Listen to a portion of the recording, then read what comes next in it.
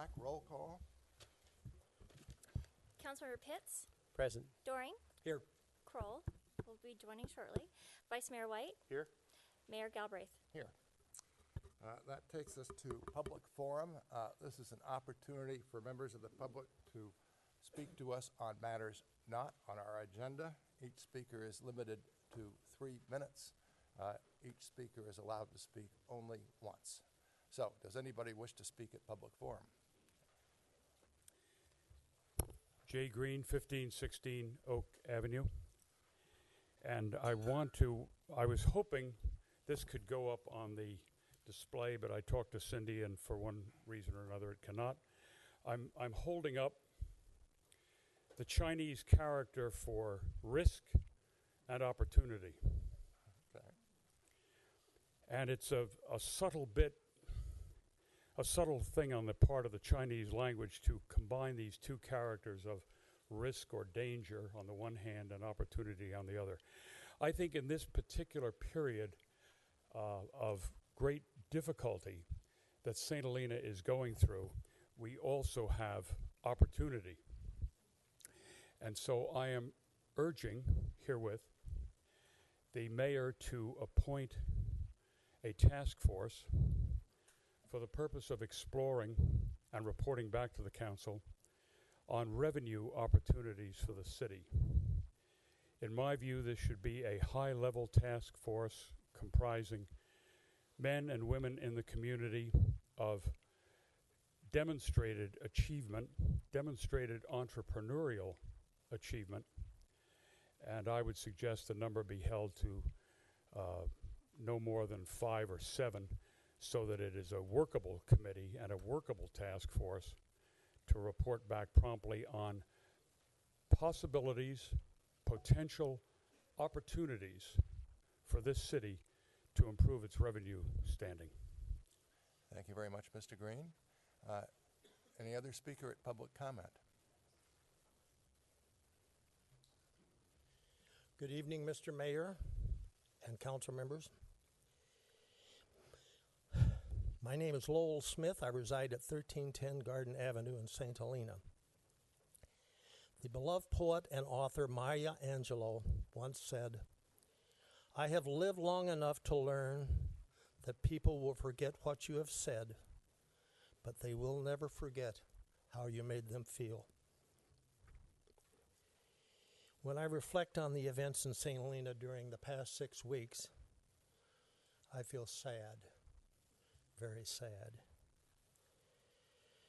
When I see our well-respected award-winning library director summarily fired and escorted from her office with no explanation given, I feel confused and bewildered. When I see a clumsy attempt to quickly appoint her replacement, I feel appalled and embarrassed. Mr. Mayor and council members, the good citizens of St. Helena will forget the timid and equivocating words that you have offered during this sordid spectacle, but they will never forget how you made them feel. Thank you. Thank you. Any other speaker at public forum?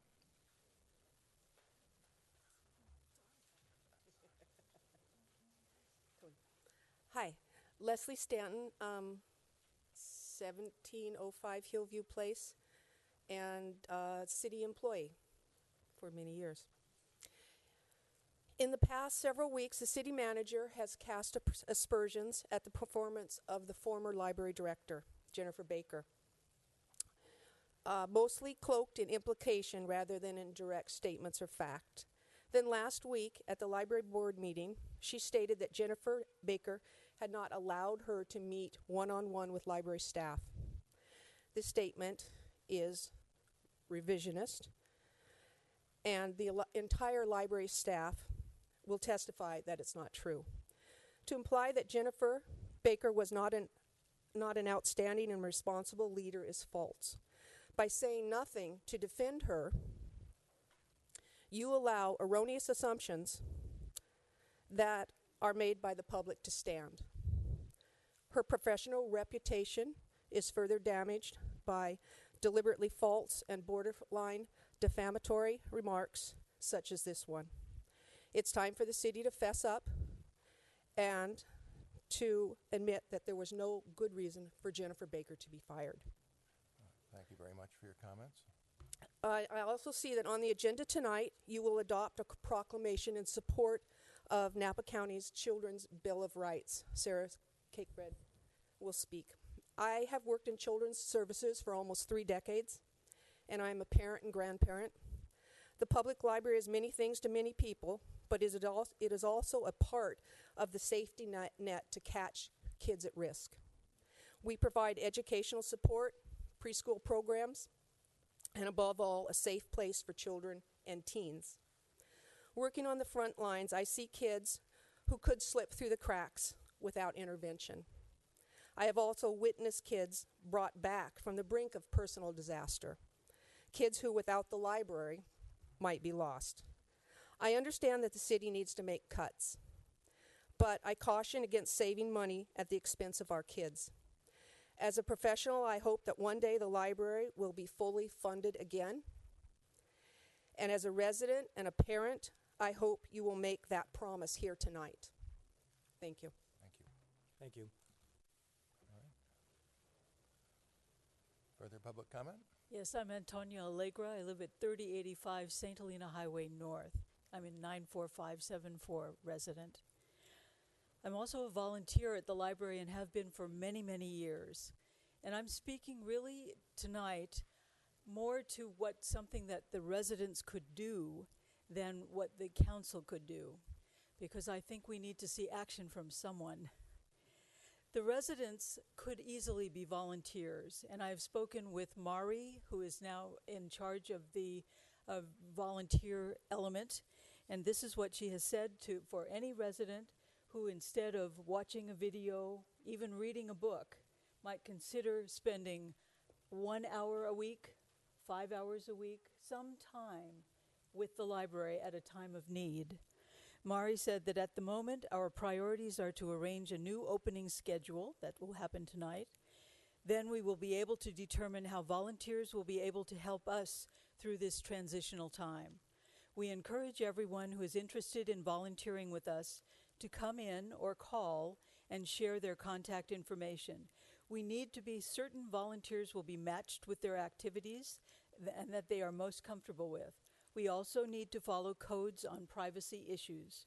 To sign up, merely go to the library main desk or call to give your name and contact material, or go to the library's homepage at www.shpl.org. Select e-newsletter sign up, and under the quick links menu, give your name. Thank you very much. Thanks very much. Thank you. Further public comment?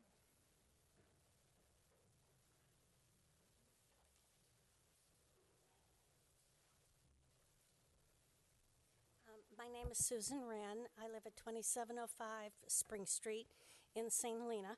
And after 3 glasses of wine, I finally looked at my email and realized that Jay would be speaking tonight. I think, like so many residents, citizens of St. Helena, we are all desperately aware of our financial situation.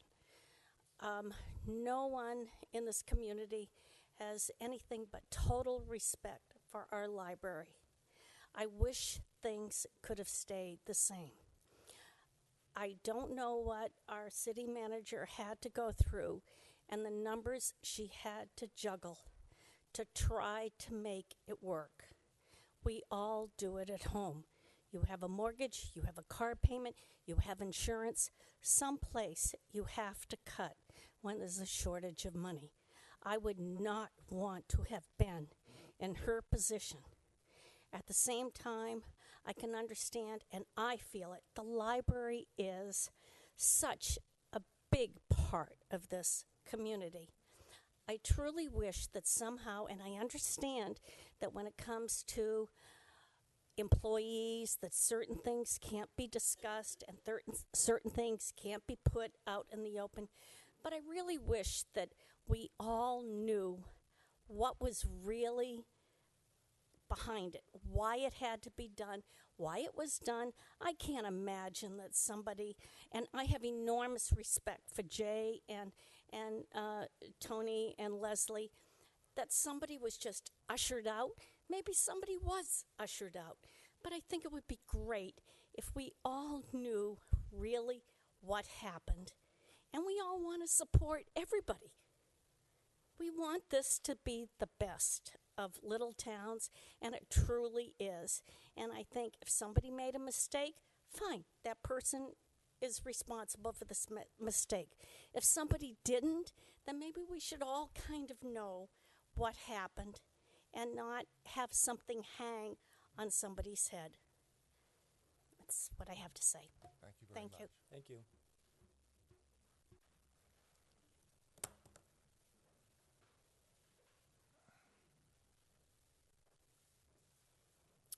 Mr. Mayor, Council, I'm Deborah Schlesinger. I live at 1831 Park Street. I am a retired professional librarian with over 50 years administrative experience. I was a former state librarian, an American Library Association counselor, and a library lobbyist. You are doing to your library what is unimaginable in library world, and I must congratulate you because you are the talk of the American Library Association's annual meeting. You're taking a library that is a jewel in the crown of the city. It has the highest per capita circulation in the state. Think about that, over 40 items per person. It has the second highest attendance rate at the state, of the state. Think of that. It's competing against Sacramento and Los Angeles, et cetera, et cetera. I can't imagine that another solution could not have been found to keep the library at decent hours with a decent material budget and with a committed and absolutely wonderful library director. Thank you. Thank you. Thank you.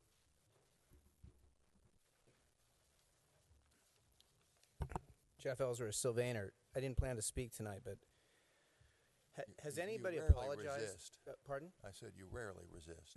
I rarely do. Has anybody apologized to Jennifer Baker for?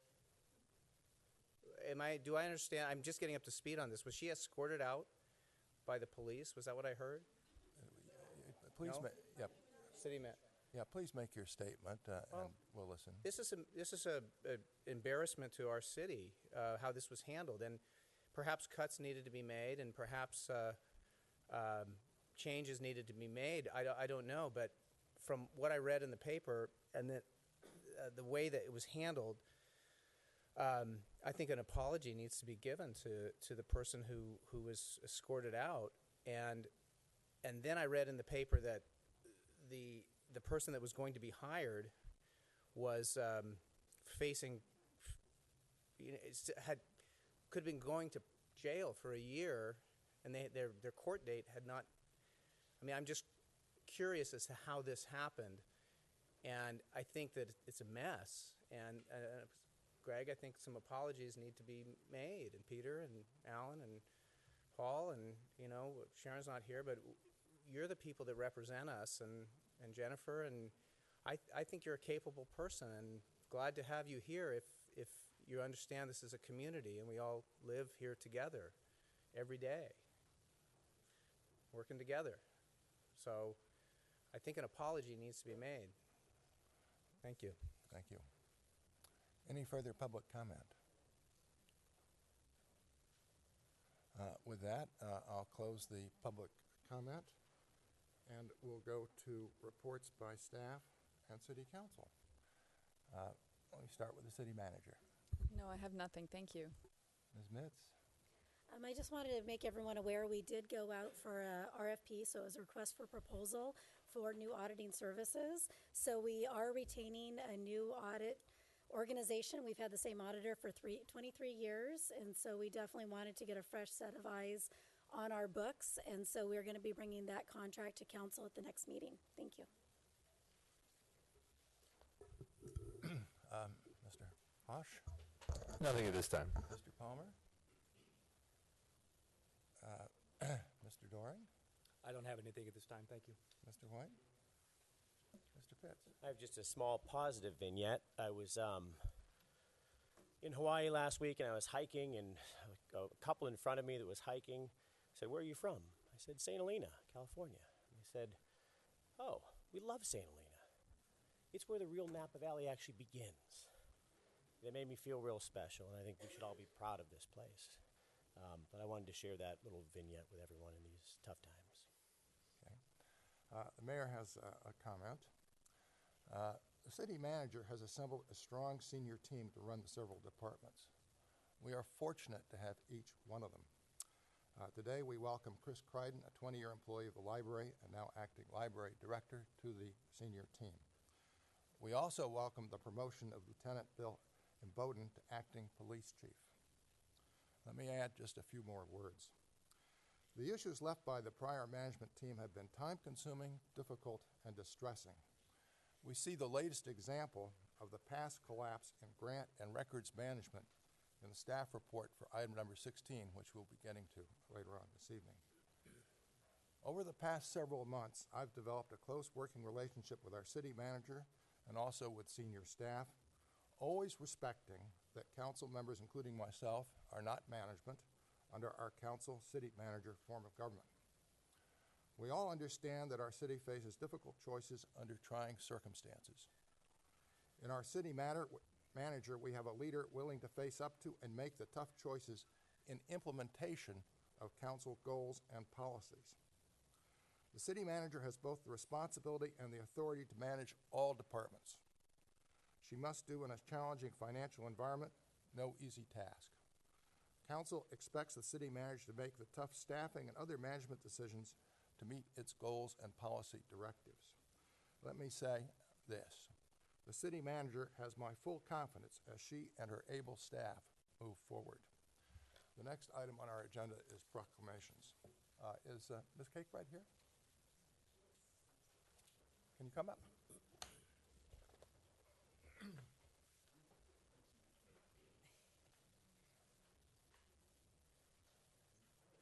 Okay. What I suggest is that we read the Bill of Rights. Oh, okay. Which wasn't part of that council. Okay. So, we have a proclamation adopting Napa County Children's Bill of Rights, and the Bill of Rights is actually shorter than the proclamation, and I've asked Ms. Cakebread to read the Bill of Rights after I get through reading the proclamation. Whereas a committee representing Napa County's business, education, government, law enforcement, and nonprofit sectors collaborated to create the Napa County Children's Bill of Rights, and whereas funding the Next Generation Napa was founded as an extension of the committee with the goal of establishing a sustainable public funding stream to support the tenets of the Napa County Children's Bill of Rights, and whereas the Funding the Next Generation Napa Committee and the Napa County Board of Supervisors have adopted the Napa County Children's Bill of Rights to provide the guidance needed for all city and local agencies, parents, guardians, and private entities to foster the needs and healthy development of all children, youth, and families in Napa County. And whereas the City Council of St. Helena and the citizens of the City of St. Helena desire that every child and youth should have the opportunity set forth in the Napa County Children's Bill of Rights, and whereas many of our children and youth face significant challenges such as limited access to preschool, obesity, substance abuse, access to health care, and other adverse childhood experiences, and whereas in order to position our county to best address the aforementioned challenges and maximize opportunities for our children, we must have a thorough understanding of the current level of services and resources available for them, and final whereas the potential benefits of better understanding the resources spent and the services available to our children could be improvements in service, coordination, the ability to maximize new funding opportunities, improved alignment of spending priorities, and the identification of gaps in service, and now therefore be it resolved that I, Alan Galbraith, Mayor of the City of St. Helena, declares that the St. Helena City Council adopts the Napa County Children's Bill of Rights as a guideline for all city and local agencies, parents, guardians, and private entities, and with the adoption of this proclamation supports and encourages all cities and local agencies to adopt, publicize, and incorporate the Children's Bill of Rights into programs and policies for the benefit of our youth. And then I'll leave it to Ms. Cakebread to read the Napa County Children's Bill of Rights. If that's okay. Sure. I think we're going to be editing that proclamation if we go forward this anywhere else. It looks really good on paper when you're reading it and you're involved. I will go ahead and read the Bill of Rights, which actually is shorter, and then I just had a couple of comments about what the effort is. The Napa County Bill of Rights, be it resolved, we resolve to invest in all children and youth so that they are raised in an environment that is peaceful, supportive, and secure and meets all of their basic needs. They have healthy attachments to parents, guardians, or caregivers who nurture and love them from birth. They enjoy healthful and plentiful meals daily and partake in physical activity and time outdoors and in nature. They have access to health care to maintain optimum physical, mental, and dental health. They have access to quality education that promotes future success in school, career, and life. They have freedom from mistreatment, abuse, and neglect. They voice opinions in matters of interest to them, develop their leadership capacity, and engage in their community. They feel supported by the larger community and maintain a sense of hope for the future. They are encouraged to explore and express their innate curiosity and creativity. And just a couple of words on that, maybe more than a couple, but I appreciate the time. This is an important new effort in Napa County, and I'm very excited to be part of it. I am the project coordinator for what's called Funding the Next Generation, and I want to thank all of you for having me and our effort here tonight. I have actually been involved with the Children's Bill of Rights since its inception in the fall of 2013, when a 40-plus member coalition representing just about everybody in Napa County gathered to talk about how we as a county can best meet the needs of our children and families. And the result was twofold. First was to create and have adopted the Children's Bill of Rights. And second was to establish Funding the Next Generation Napa as a vehicle to help assure that those rights would be met. Based on the groundbreaking work of a children's advocate named Margaret Brodkin, Funding the Next Generation initiative was launched in San Francisco in the early 1990s and has raised close to $600 million for children's programs and services in that city while achieving some remarkable results. And it's not going to cost the city of St. Helena anything. I'm just going to throw in that caveat up front. But why does this matter to the city of St. Helena? If we want our county and our communities to thrive both socially and economically for generations to come, the most important thing we can and have to do is invest in our children. And not just because we know that investing in children can save money on incarceration, lower special education costs, reduce the need for expensive social welfare programs, and build a workforce that can pay the taxes we'll need to sustain our economy. We need to invest in our children because they deserve it. In April, the Napa County Child Abuse Prevention Council presented its 2015 Report on Children to the Napa County Board of Supervisors. This report, which I'd be happy to share with everyone after the meeting, clearly showed that hidden behind the veneer of privilege that exists in their county, there is great need. For example, 12% of children under 18 live in extreme poverty in Napa County, and 35% of our families live below 200% of the federal poverty level, which is $48,500 for a family of 4. When I was the director of the St. Helena Family Center, I was stunned to learn that more than 50% of our clients reported annual incomes of less than $25,000 per year, and they live here. In addition, 40% of the students in St. Helena's schools qualify for the federal free or reduced lunch program, a key indicator of poverty. And as poverty and near poverty are identified as causes of neglect and abuse, chronic illness, depression, substance use, and low educational and economic achievement, the need to help families succeed in the face of economic insecurity is critical. Recently, a friend and former colleague from the Family Center, who is one of the 3 therapists who provide counseling services here in St. Helena, told me that during the last school year, they saw 60 students per week, that there was always a waiting list, and that the need is extremely high as our kids are so anxious and stressed these days, including things like fears of ISIS, which are probably exacerbated by the internet. Unfortunately, these results of this often results in activities such as cutting, substance abuse, and bullying. And this summer, there's no funding for those programs. Summertime, right? Vacation from services. And so there's a big hole in those kids' lives. And Heidi Arias from the rec department in my research also shared some stories of the many, many challenges that the teens at the teen center faced, including how, like, almost at the end of the day, of every day, there's a child left behind, someone who's not gotten picked up. That doesn't sound much, but when you're in the 6th grade and you're the only one left, that hurts.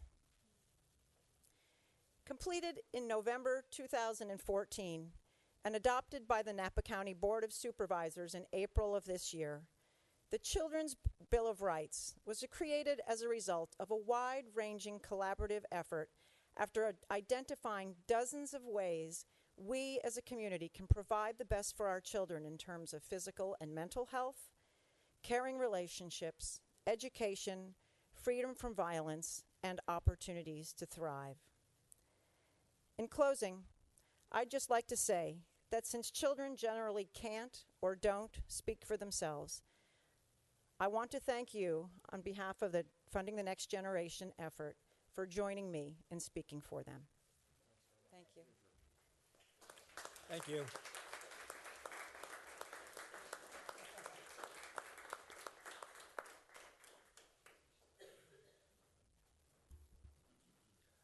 I would just add on to that the proclamation and the Bill of Rights really make a good case for a youth and families master plan that would be adopted into the general plan of the county on the county level, and also one that would be adopted into the general plan on the city's level. And I've been calling for that, and hopefully we'll get there.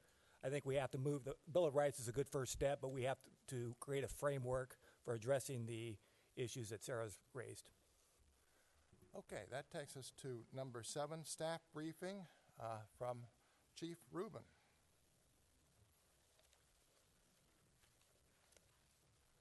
Mayor, members of the City Council, I'm giving a 6-month report for our crime stats for the City of St. Helena. I offered a copy to everyone. There are 4,157 calls for service. That averages 24 and a half calls a day. In the last 6 months, we've made 102 arrests. 6 were drug arrests, 6 for drunk in public, 15 drunk drivers, 18 warrant arrests, 2 probation violation arrests, 4 batteries, one of which was an assault with a deadly weapon, 37 cites for drivers without a license or on a suspended license, 440 parking citations, 224 moving citations, and we had 31 accidents, 24 of which were on Main Street. We wrote 371 reports. 50 of those reports were thefts, grand thefts, or burglaries. Out of those thefts, the total loss in property was $160,000. Due to some really excellent police work, we have recovered $117,000 of that $160,000. That's a really high number for theft. That usually does not happen. But we did a proactive probation search on a juvenile in town, and they found a bag of jewelry under his bed, brought it back, tried to match it up with some other theft reports, did some investigation, some follow-up, some interviews, found more property. The 2 juveniles finally started turning over the property. Their parents were quite helpful to us as well. So we got $88,000 worth of property back from that one investigative scenario. Again, due to excellent police work, we have a lead in a suspect in the burglary of the Family Center that we're still following up on. We were following up on a suspicious juvenile contact that led to the recovery of several stolen bicycles from the same juvenile suspect. While walking downtown in the area doing foot patrol, Corporal Hovell was contacted by a store owner who had just been the victim of a shoplifting. They were able to, he was able to identify the suspect that they found in another store and found that this person had stolen from yet another store, and the property was recovered from both stores. The store owners requested no prosecution or arrest since they got their property back. We responded to 10 violent crimes in the last 6 months: assault with a deadly weapon, violation of a restraining order, felony battery, domestic violence, and terrorist threats. Numerous arrests were made in most of those felony calls. We also received a call of a naked man going through mailboxes on Pratt Street. And the reason that's important is because we'd had several peeping Tom calls that we'd responded to and knew somebody had been around these houses, because we would go to the houses and we would see footsteps around the windows. So when we got that call and the suspect wasn't around, we searched for quite a while until we actually found him in his own garage, still naked, and conducted an extensive interview of the subject to where he finally admitted that he had been walking around the neighborhood twice a week naked for 5 years. And this is the first time anyone had called. So we do believe he is our suspect, and we're trying to see if we can charge him with some of the other peeping Tom calls. I also want to give an update on David's Jewelry, the robbery that occurred at David's Jewelry's. As I stated before, we're part of a task force because this is a nationwide ring. We are part of a task force that involves the FBI on both coasts, the National Jewelry Security Alliance, and the California State Threat Assessment Center. We have been moved into a region with 6 or 7 other California cases and Scottsdale, Arizona. Numerous suspects are in custody and being indicted, and a few suspects are still outstanding. Indictments have come down on cases in South Carolina and Denver, where they had more physical evidence and witness identifications. At least 2 of those suspects are suspects in cases, in the California cases, that are in custody from the robberies in the other states. Indictments are on the horizon for our case and all Eastern Division cases. Our cases are taking longer due to the total number of cases, and our investigators are going after everyone involved because they don't want to leave any stone unturned, and we still have some leads that we're following up on. Our DNA results came back from our case, which eliminated 2 suspects, and we had to put it into CODIS to match it against all the other suspects. The Assistant United States Attorney is Justin Lee. The FBI agent is Andrew Forstall. Both are aggressively going after all suspects to include involved parties in the other states that the other states chose not to pursue. Federal prosecution under the Hobbs Act carries 25-year sentence for the first charge and an additional 2 for every other additional case. So our cases are going to be linked with 8 different cases, so 25 and then an additional 14 years. So our suspects are looking at least 40 to 45 years. Are there any questions about the report? Can you identify the jurisdiction where the U.S. Attorney is that's looking into the case? He's out of Sacramento. He's in the Eastern District of Yes. California. Yes. Okay. Thank you. No, excellent report.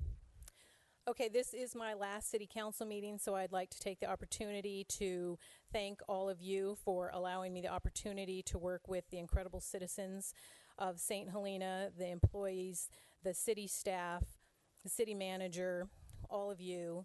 It's been challenging and fulfilling. I couldn't be prouder of the police department, the staff, their commitment, their knowledge, and their compassion. I've made numerous friends on the department and the city staff and in the community. People that I think I'll be friends with for a very long time. And I'd like to thank you for the opportunity to serve the citizens of St. Helena. Thank you. Let me make a quick response. Stay put. Stay put. Thank you. Chief Rubin, stay put up there.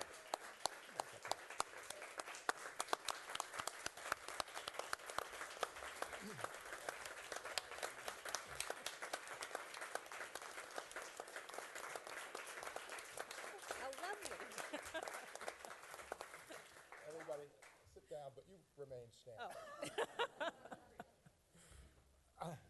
On behalf of the city of St. Helena, I want to thank you for your exemplary service to our community. From my perspective, I always saw a chief in command, whether in uniform or as this evening, in high heels. You've been a treasured member of our community, and you will be much missed. And as a token of our deep appreciation for your service, the city would like to present you with this bouquet of flowers. Oh, thank you very much.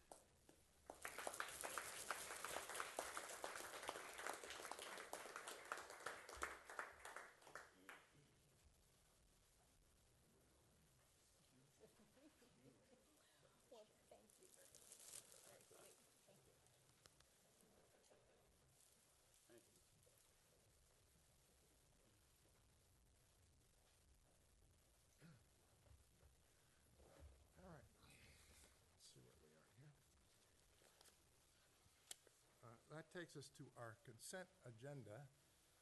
And with respect to the consent agenda, any member of the city council or any member of the public can ask that an item be removed from the calendar, in which case we'll go through the normal process.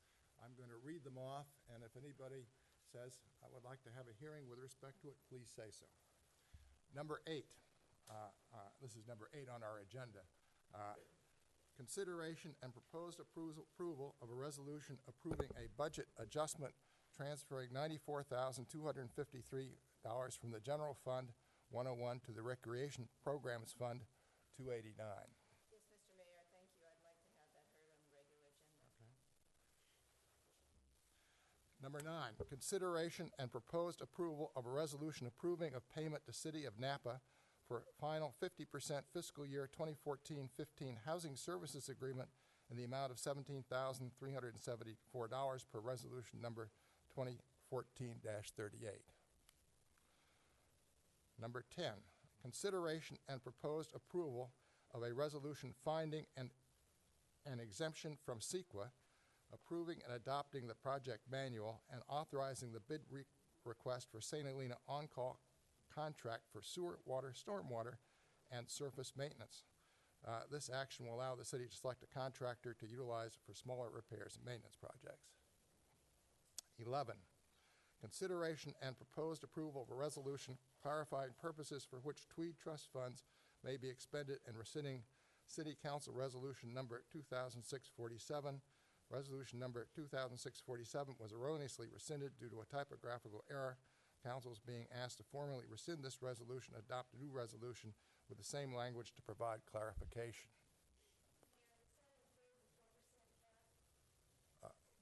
No.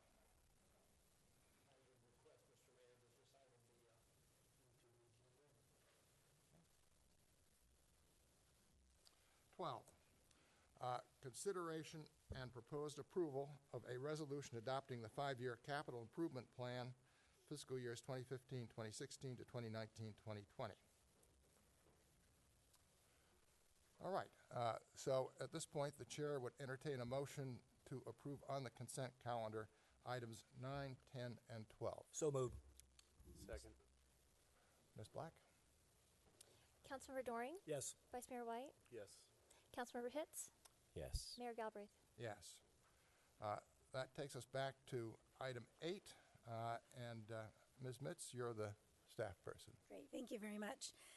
This item is consideration and proposed approval of a resolution approving a budget adjustment, transferring $94,000 from the general fund to the recreation program fund. The background on this, as you're aware, is part of the regular budget process. If there are any items that are not in the budget, we do need to go over a certain any items not in the budget, we do have to go to the city council for approval. And then a secondary background is a little bit about our CAFR, our Comprehensive Annual Financial Report. And this is a document that comes out each year that states our closed out financials. So that's where the information is coming from for this report. Fiscal year 2014, which we're just wrapping up now, the adopted budget for the recreation programs reflected that $196,000 would be received in revenue and that there would be $186,000 in expenditures for this current fiscal year budget. After evaluating revenues and expenditures for the recreation program funds, for this fiscal year, we found that revenues were overstated by approximately $90,000 and that instead of instead of being estimated at $196,000, we're coming in at $106,000 for the revenue side of it. And then instead of the original projected amount for your expenditures of being 186, Heidi's actually done an amazing job with her budget, and she's coming in under budget at $176,000. In addition to that, the fiscal year CAFR report, it did indicate that there was a deficit in that fund of $24,139. And so that is a deficit that we do need to take care of because we are not supposed to close our books with a negative fund balance. It's estimated that at the end of fiscal year 14-15, the recreation program fund balance is going to be at a deficit of $94,000, and that factors in the $24,000 that was negative at the close of last fiscal year, the overestimate of revenues, and then the recreation department coming in under budget. So I covered that. Staff has prepared the necessary budget adjustment form that authorizes the transfer of this $94,000 from the general fund. And I do want to make a note that the revenues or the expenditures for the recreation department have not gone over budget. They've actually come in under budget. When the budget was prepared last year, the biggest reason this is happening is because they overprojected on their revenues. So I'd be happy to answer any questions. Thank you very much. Any member of the council have any question? All right, let me open the public hearing.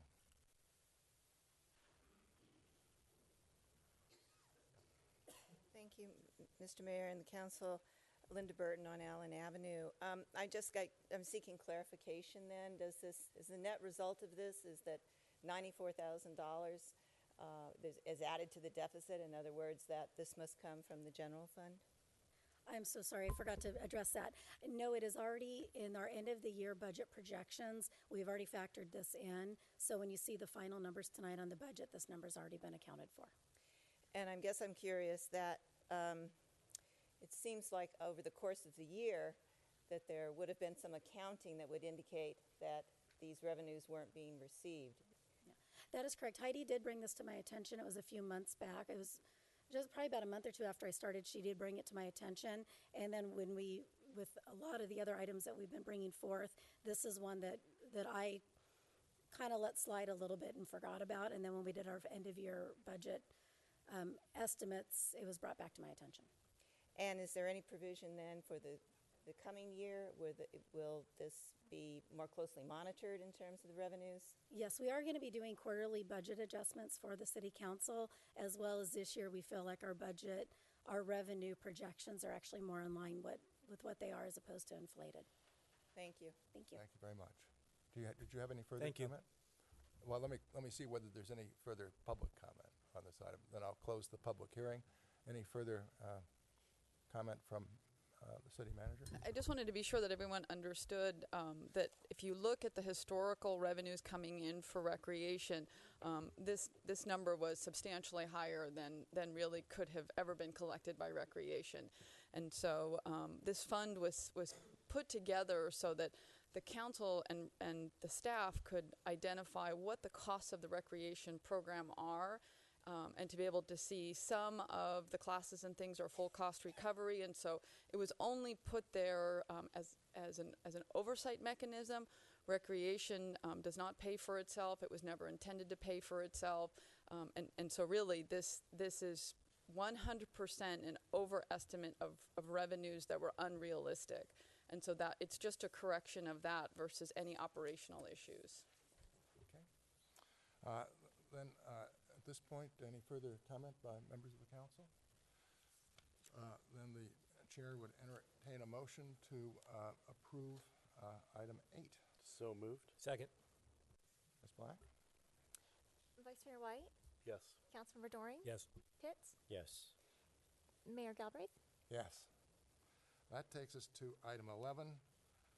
Ms. Mitz, you're up again. You're going to be so sick of hearing me tonight. Thank you very much. Never. So this is consideration and proposed approval of a resolution clarifying purposes for which Tweed trust funds may be expended, and it's going to be rescinding City Council Resolution 2006-47. So the background on this is that we brought it to the last council meeting. In early 2011, the Library Board of Trustees began discussions on how to pay for the library's new HVAC system.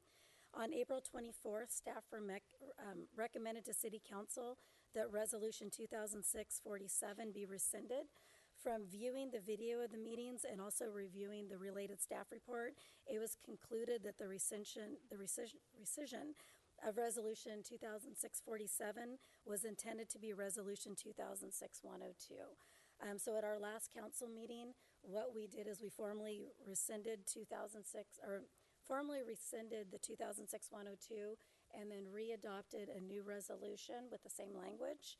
The discussion for this particular item is that we wanted to make sure that 2006-47 that we clarified it to make sure that that was still appropriate or still stood. So 2006-47 impacts the income and proceeds from the real property jointly held with Pacific Union College and erroneously rescinded on April 26, 2011.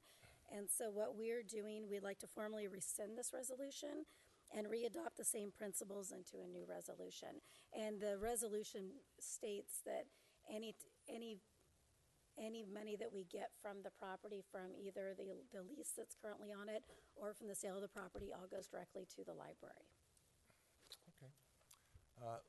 Any further comment, initial comment from members of the council? This all sounds like deja vu to me from last time. I guess I have a question to clarify the clarification.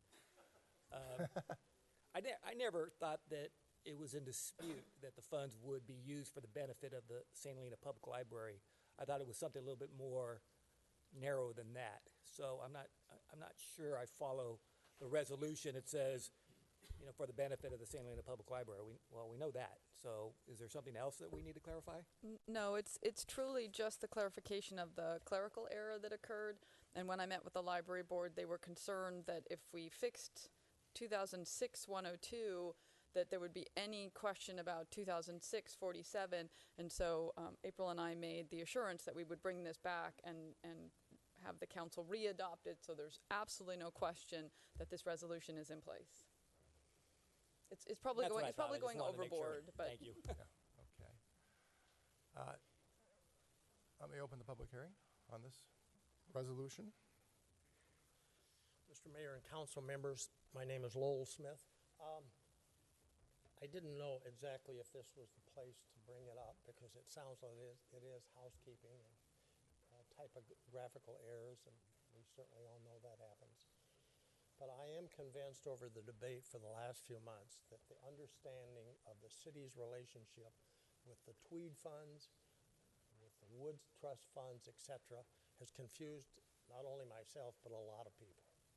And I get questions and calls every day about this, and I kind of scratch my head. I guess what I'm getting to, I think now is the time for a thorough analysis by an independent group, and then some recommendations so we'll all have a good sense of how we go forward with the understanding of these two funds. Okay, thank you very much. Any further public comment?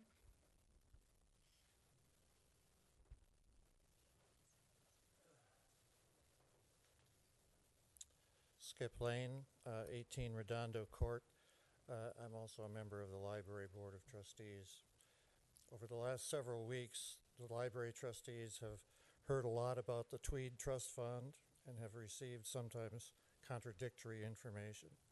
The trustees have a lot of questions about the Tweed Trust, including its value, which is uncertain, the terms and limitations contained in the trust instrument itself, as well as the limitation placed on use of funds by the library trustees and or the city council. The city code states that the library trustees shall administer any trust declared or created for such library. Now, I understand that this trust is in the name of the city, but I think that since it is for the exclusive benefit of the library, that the trustees of the library should have a full understanding of all the issues related to the trust and then be able to competently recommend action to the city council. To that end, we have requested that the city attorney attend the next trustee meeting for which he is available, and that the city council not pass this resolution tonight. Thank you. Any further public comment?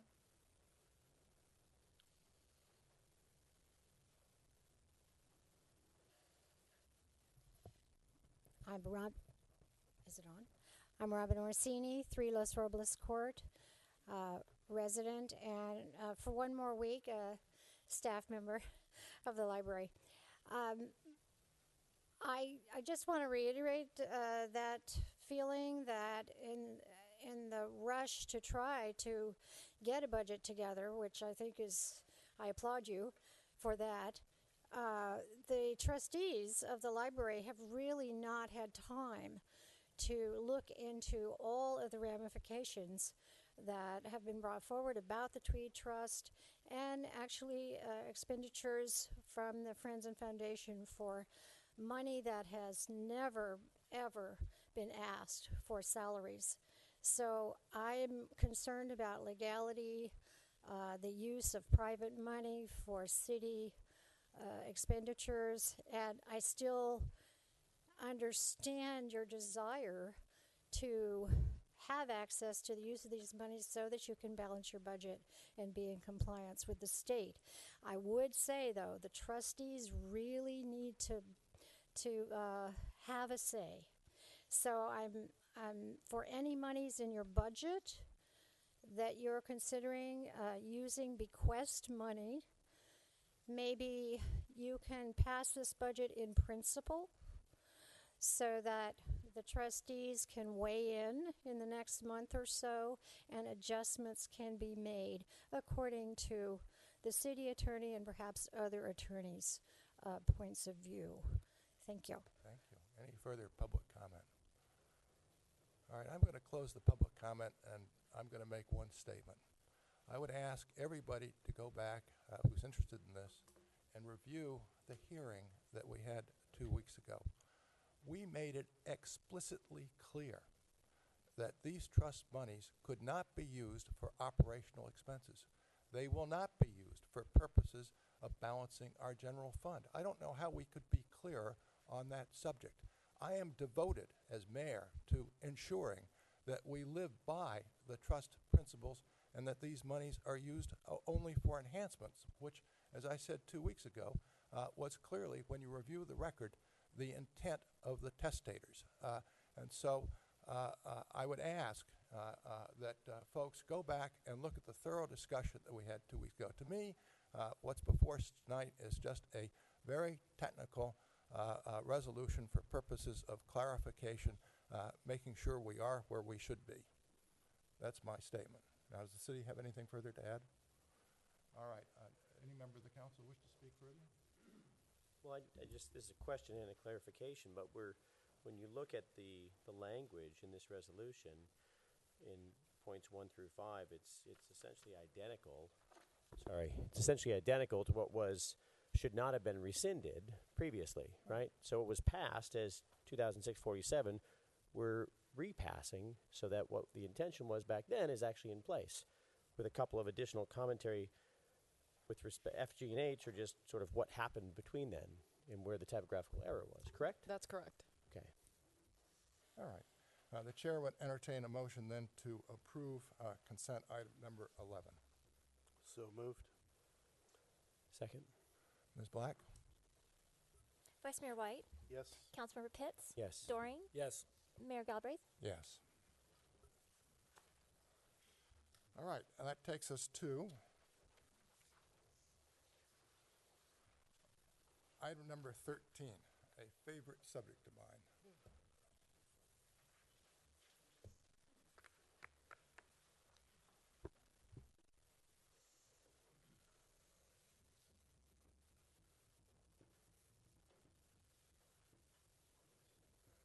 We're at item number 13, and in the absence of Ms. Toole, I guess you're on.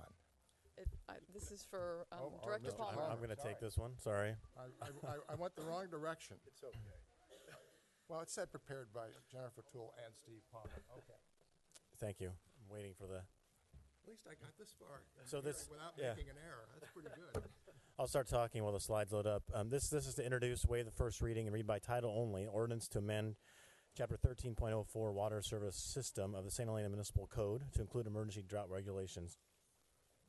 I got a few slides, but won't bore you too much on them. The intent of this really is to bring us into compliance with the current emergency regulations from the State Water Board, and also to codify the ordinance that we adopted back in April that was the interim urgency ordinance.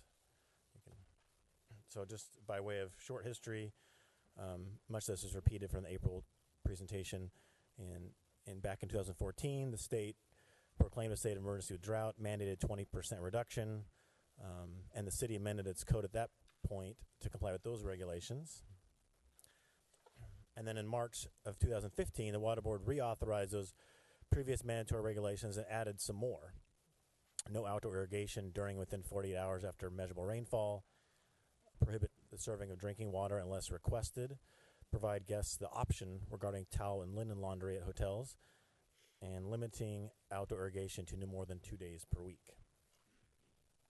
And then in April, that's when the City Council here adopted an uncodified interim urgency ordinance to implement those Water Board regulations.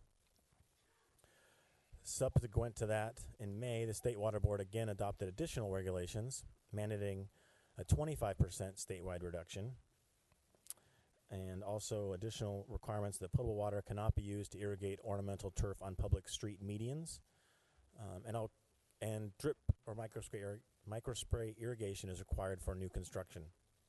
Just to clarify a couple of those points, the 25% statewide reduction is an overall statewide goal, so it's not a mandate directly at the city of St. Helena. The state adopted a kind of a sliding scale, and everybody has their own specific target requirements. And our city, being that how we're defined in the code and the state regulations, is that we have an either-or option. Either document that we do meet the 25% reduction of 2015 water use over 2013 water use, or we document that we have limited outdoor irrigation to only 2 days per week. Next one. This is a quick chart of where we are to date if we wanted to compare June 15th plus or minus 2 days of 2015 to 2013 and 2014. And we're showing a 16% reduction right now from 2013. And this is July 1 through June 15th. So it's cumulative to date for the water year. Can go to the next one.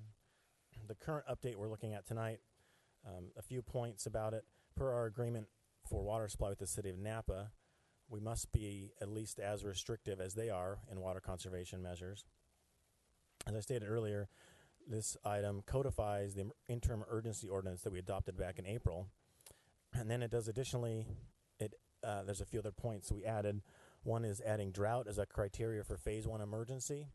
So current code requirements are different. It doesn't allow us to step into a phase 1 unless we meet specific targets at Bell Canyon and projected water supply data for the year. So this allows us to go into phase 1 if the state declares a drought. It also adds a term that in order to comply with the 2 days a week irrigation, it gives the Director of Public Works the flexibility to specify which days those will be. And I'll be working with Jennifer Toole, the Water Conservation Coordinator, to develop that policy. We did include some flexibility that we can consider a geographical area within the city when we do that, so that maybe not every area is the same days or different days. And this is because we have different pressure zones in the city in order to make sure we're managing our water supply correctly, and we're not going to run people out of water in certain areas because everybody on the same street is irrigating the same day. We may stagger certain small areas of town. And then we also are prohibiting potable water irrigation during 8 a.m. to 8 p.m. So we're saying residents shouldn't irrigate during the heat of the day. We want to limit that to evenings and nights and early mornings, so we limit the amount of evaporation.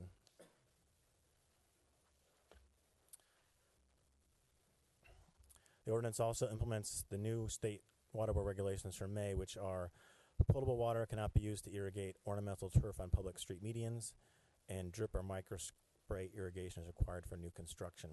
And I don't know if everybody understands the term public street medians, but the median is I don't actually think we have any in the city of St. Helena, but if you drive through on a major arterial that's got 4 lanes, if it's a separation between one direction and the other direction. So a lot of places have turf that's irrigated in those areas. So Don't let Caltrans install any either. no. At one point, I didn't put in here, but I want to point out that violations to the ordinance are subject to a $500 fine per occurrence. And then the next steps will be a second reading at the next meeting, and then the ordinance will become effective on the 31st day following adoption. For additional information for residents that want to know what we're doing and what they can do to help conserve water, there is a link on the website that's been updated. I've put a little screenshot up there with the red arrow where to click, so that's directly in the homepage. They can click there, and it'll list where we're at to date and programs they can look into. And if they want more information, they can contact the newly hired Water Conservation Coordinator, Jennifer Toole, and I put her email and phone number up there on the slide. And she's away for 2 weeks, but she'll be back. That is correct. So that ends my presentation. If there are any other questions, I'm happy to answer them. I have a question. I believe it was last summer we had talked about making the non-potable source of water that we have potentially available to residents that wanted to drive up with a truck and a tank to be able to grab some of that water and irrigate. Is there any exploration of providing that service? Right now, they can do that at the RLS Middle School station for construction water, so dust control, that kind of stuff, but not for irrigation at this point in time. It's something we need to continue to evaluate, and I'll work with Jennifer to do that. Okay. Let me just see whether I have something right here. The base year is 2013. Am I correct? It's a month-to-month comparison. In other words, we're looking at June 2015 versus June 2013. And then we'll be looking at July 2015 versus July 2013 to see what reduction we are achieving. Now, you've said that a specific reduction is not required of us by the state because we're too small, but at the same time, when we file the report in December 15th, isn't that the information that the state is going to want to be looking at? So the way I read the state regulations here, they state that we either have to report, like you said, month by month, right, the water use for 2015 and 2013. Let me see this again. I'm sorry, I'm just reading this again to make sure I state it correctly. Mr. Mayor, if you could also move your microphone so you're speaking directly into it. Yeah, if you can move them. So the regulation actually states that if we opt to limit outdoor irrigation of ornamental landscapes or turf with potable water by the persons it serves to no more than 2 days per week, we're only required to submit a report by December 15th, 2015 that confirms compliance with that outdoor irrigation requirement. So if we had chosen to set a goal for ourselves or a mandatory restriction of 25%, then we'd have to report in November of our month-to-month production like you explained. But since we're opting to go with limiting outdoor irrigation to 2 days per week, we only have to report and prove that we've done that and that we have some program to implement that. Okay, here, good. I'm glad to hear that. My concern is that if the drought continues, and given the cookie-cutter approach that the state seems to take, which is unfortunate as far as I'm concerned, that we could be facing further restrictions coming down from the State Water Board as it seeks to expand its jurisdiction next year. I'm absolutely praying that that does not happen for sure. And then just to follow up on what Mr. Palmer said, he said we must be as restrictive as the City of Napa. That comes from our contract with the City of Napa. It's a stipulation in the contract that where the City of Napa adopts water restrictions restricting water use, we have to follow its lead. So that's where that's coming from. Perhaps that was clear from Mr. Palmer, but I'm making it clearer, hopefully. I wasn't I wasn't aware of the fact that there was, I guess, a choice to either restrict to 2 days a week on outdoor irrigation for ornamental and turf, or to comply with a set goal. What was the thought process behind going with the 2 days a week versus setting a goal? The thought process really was we were looking for probably the most, I'll say most effective or simplistic way to do it, that put the city in the best position to meet that goal. And we were looking at this point, when we were looking at these ordinances back in April, we were looking at only 13% reduction. And so it seemed it would be difficult for us to show that we're getting to 25%. And, you know, in council, I just felt like looking at the ordinance and the way the regulation was written and where we're at with our production and our conservation, it might be hard for our residents to get to 25%. And so it just felt like that was the way to meet the state requirements and effectively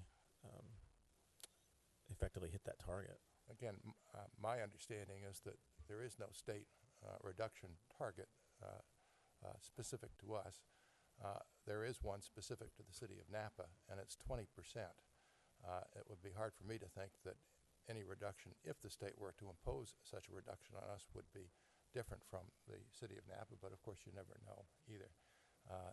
In any event, I certainly, at this point, agree with the approach being taken by the Department of Public Works. Is there any public comment on this rather complex issue?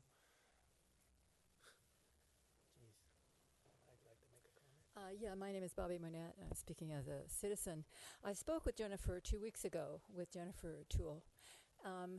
And what's very strange about choosing to irrigate twice a week is that there's no limit on the amount of water you use. So if you irrigate 4 times a week and use a small amount each time, you know, and then you might want to use, you know, and then you have to irrigate 2 times a week, you can use 4 times as much as you were doing on each day. So in terms of trying to lower the amount of water being used, it seems to me that another approach might be better. This approach, and she agreed, but this approach of having it 2 times a week, unlimited amount of water, doesn't, you know, guarantee that the usage will go down. So I'm just wondering if that was part of your cogitation when you were making this decision. Well, why don't you hold comment until we hear the other public comments, and we'll go back over.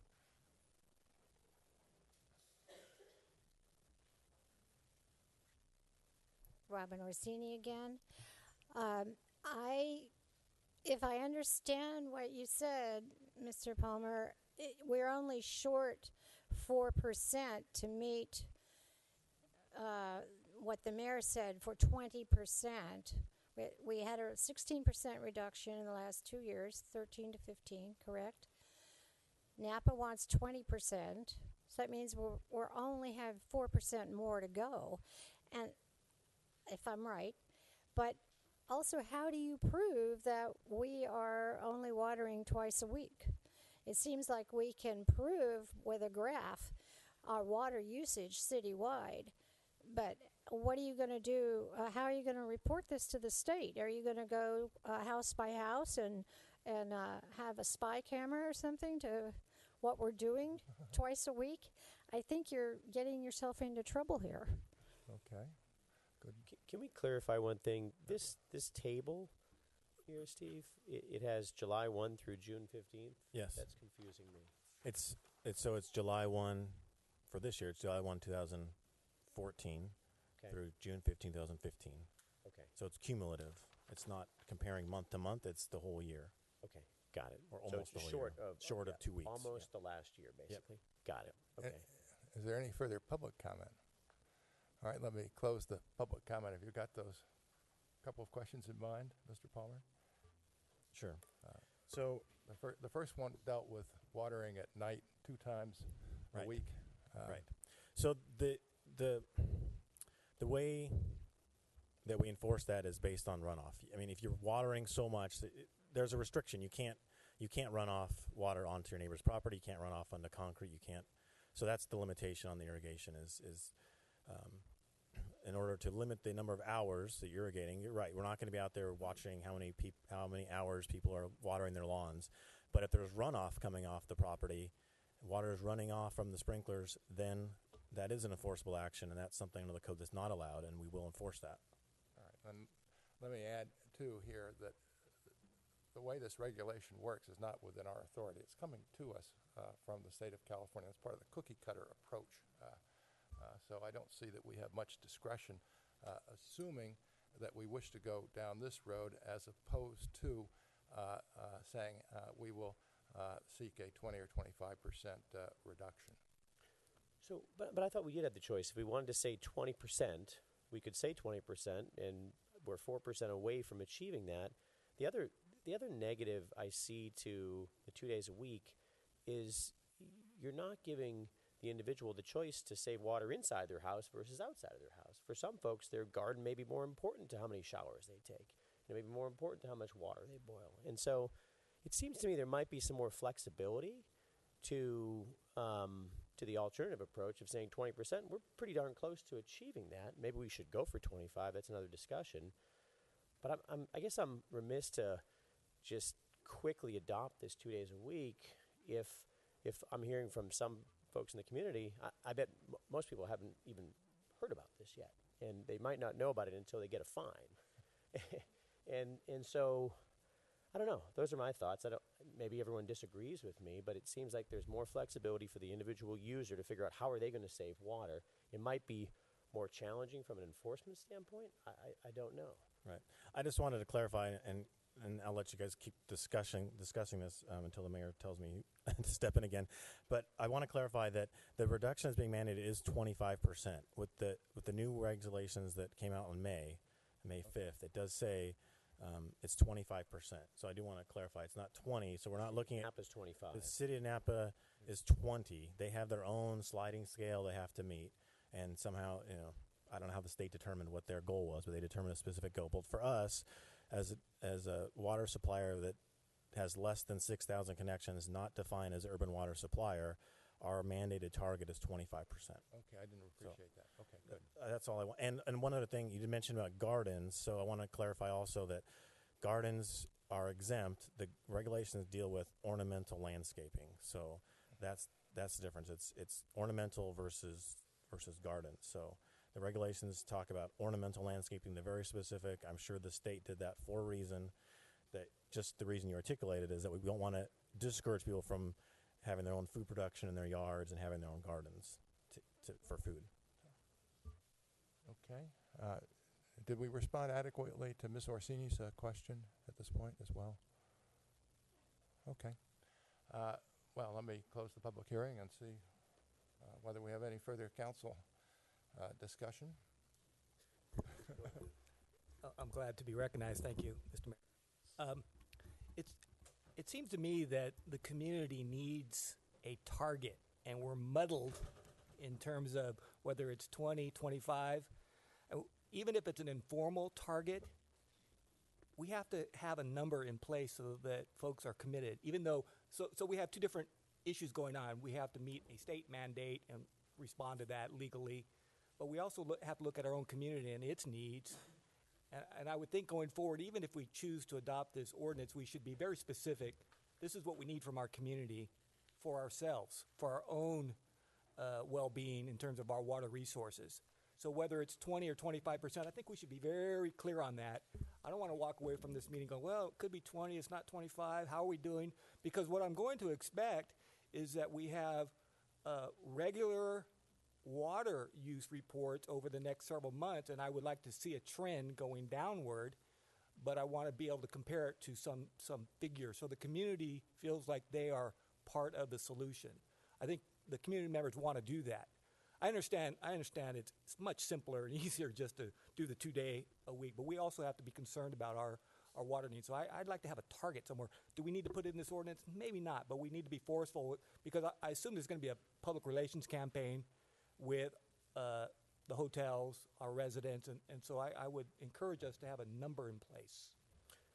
I want to add one more comment because I've had conversations with a lot of people about this specific topic. I know folks that have repaired and replaced irrigation systems, and they've already reduced their own consumption by 25%, if not more, through those fixes. And now they're being asked, even though they've already saved the 25%, to water twice a week, which may mean loss of value to their home, loss of value. So they've done their share, and now they're being taxed with more.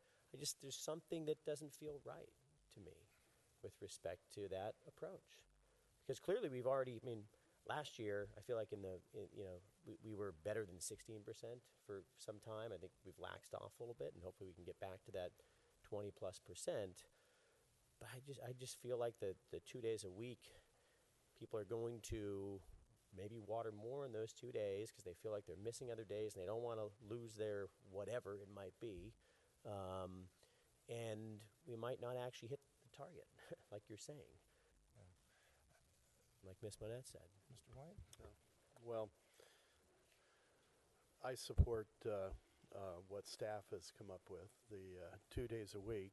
Because I think 25%, if we take that tack, then we're setting ourselves up for possibility of not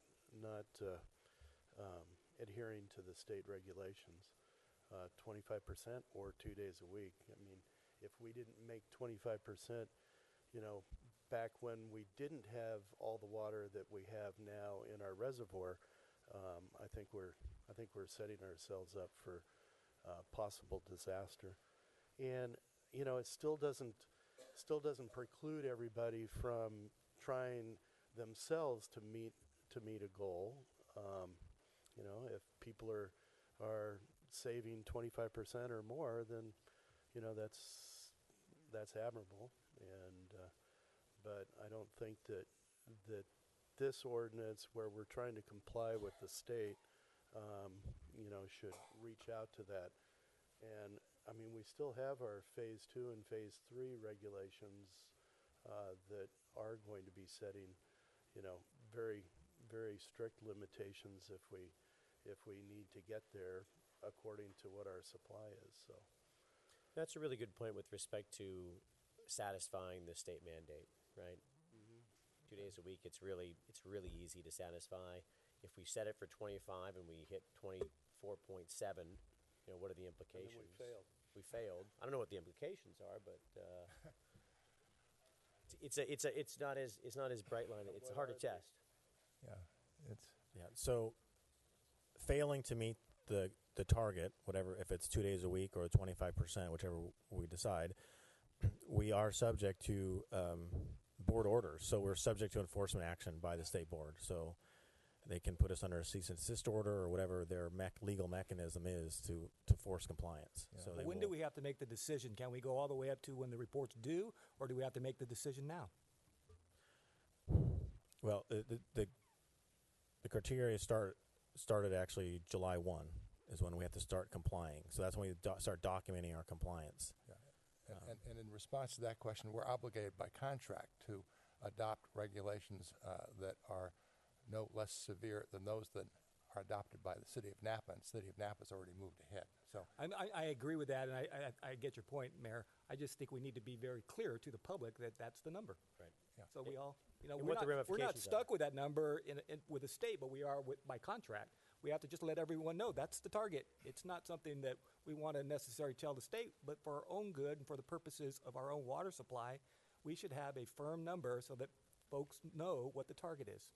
But based on what was just said, if we do 2 days a week, we also have to hit 20%, or we haven't complied with the Napa. I don't think that's technically true. I think in terms of the way I read the Napa contract, as long as we adopt the physical restrictions that they adopt, we're okay under the Napa contract. We're not bound to that 20%, which is coming to them from the state. The way the contract reads, it's water savings mechanisms that they adopt. We have to adopt. Okay. We have to adopt ones that are no less severe. That's the way it goes. The other thing I would add here is that when you look at we're talking here about our potable water supply only, right?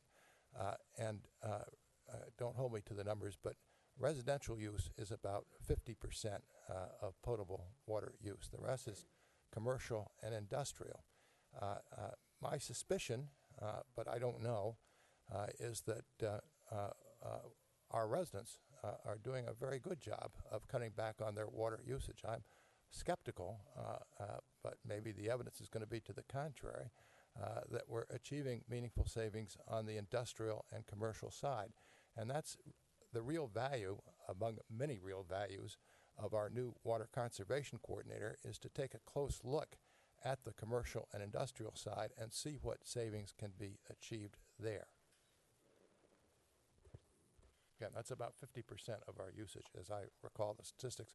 That also would include institutional users like schools. It would include churches. The one thing about churches is that you can judge church attendance by looking at the water usage. It's very flat here, year to year. It almost never varies from year to year.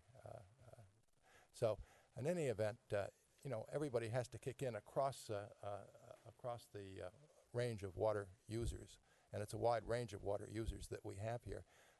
In a city, it surprised me, but in a city of our size, and again, don't hold me to the precise number, but we use maybe 1,700, 1,800 acre feet per year.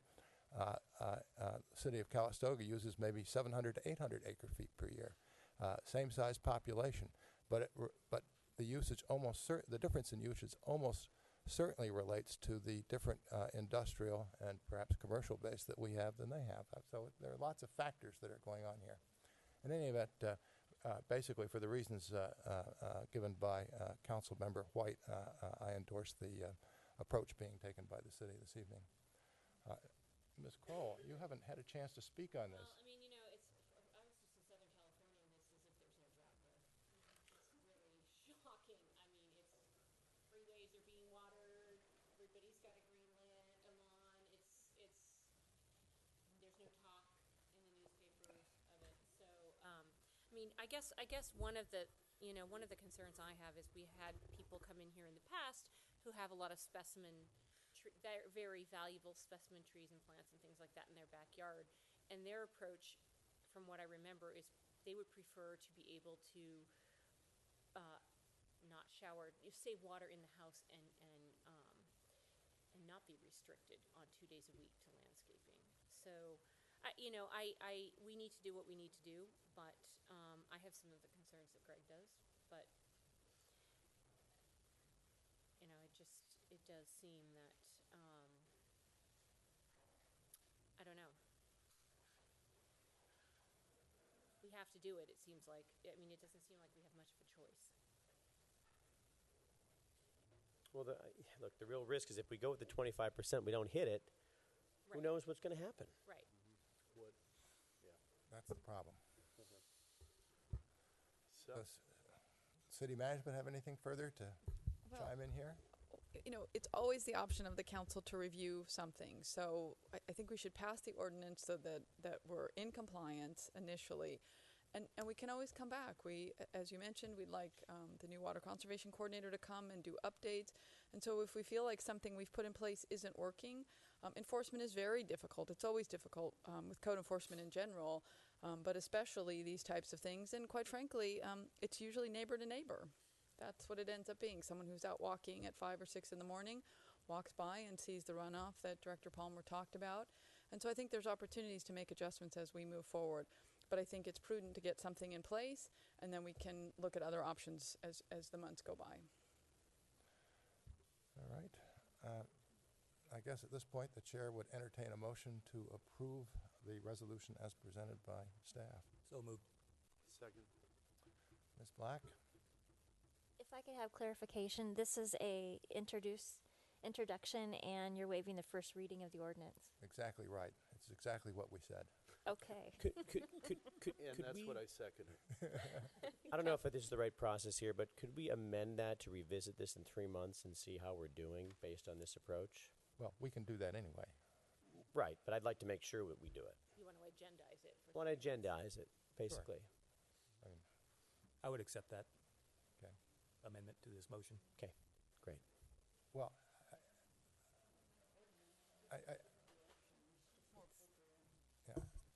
Yeah, if the question is whether that can be the council's direction to, excuse me, if the question is whether that can be direction from the council to staff to bring this back for review in 3 months, that would be one approach versus, I don't know whether you're you were Fine, intending to let's keep- include a sunset in this, or Right. which would take us to Keep it as is, but let's draft review it every month. Even Okay. better. Yeah. Good. All right. You can continue with the roll call here, or start it over. We would need clarification as to whether the maker of the motion accepted the modification of the original amendment. So yeah, He withdrew it. I'm retracting the amendment, okay, the proposed amendment, and it's just direction that we get an update every month. All right. I That's think- my understanding. Yeah, I think we're all set. Councilmember Doring? Yes. Vice Mayor White? Yes. Councilmember Pitts? Yes. Kroll? Yes. Mayor Galbraith? Yes. Okay. Thanks very much, Mr. Palmer. That was a difficult subject. Our next item is item number 14, and Mr. House, you're on. Thank you, Mayor, members of the council. Item 14 is consideration of a resolution authorizing submittal of a grant application for funding under the Home Investment Partnership Program. The Department of Housing and Community Development, or HCD, has announced funding availability for an owner-occupied low-income household rehabilitation program up to $500,000 in grant funding. Applications to this program are due by July 15th of this year and are required to be authorized by City Council resolution. The Home Investment Partnership Program funds are intended to assist low-income homeowners in making needed repairs for their homes. This is static.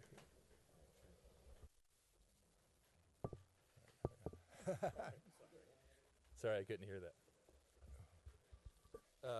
Thank you. Excuse me.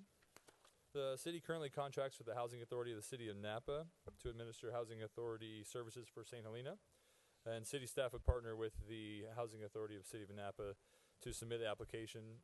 And if awarded, city staff would return to the city council to accept the funds and approve the program and the guidelines which would be created with the Housing Authority.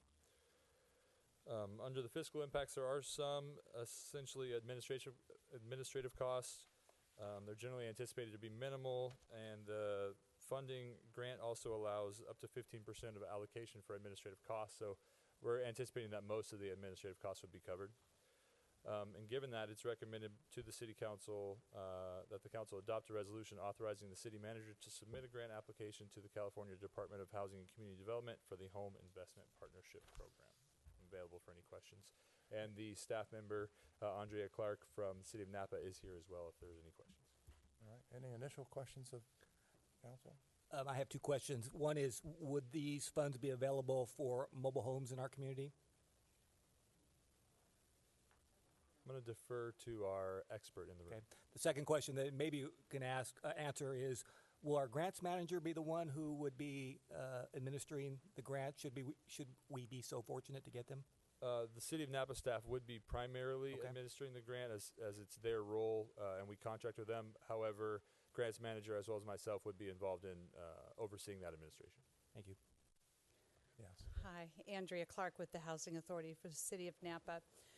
Yes, the grant funds can be used for repairs to mobile homes. It is intended to assist low-income owners with the repairs to their home. And part of the federal guidelines or the federal overlay of this program is that once we go into the house and inspect, we would also have to cure any health and safety standards and any code violations that would be apparent to the inspector. Okay, good. Thank you. Thank you very much, Ms. Clark. Appreciate it. Any further initial questions by members of the council? Let me open the public hearing. Does any member of the public wish to speak to this issue?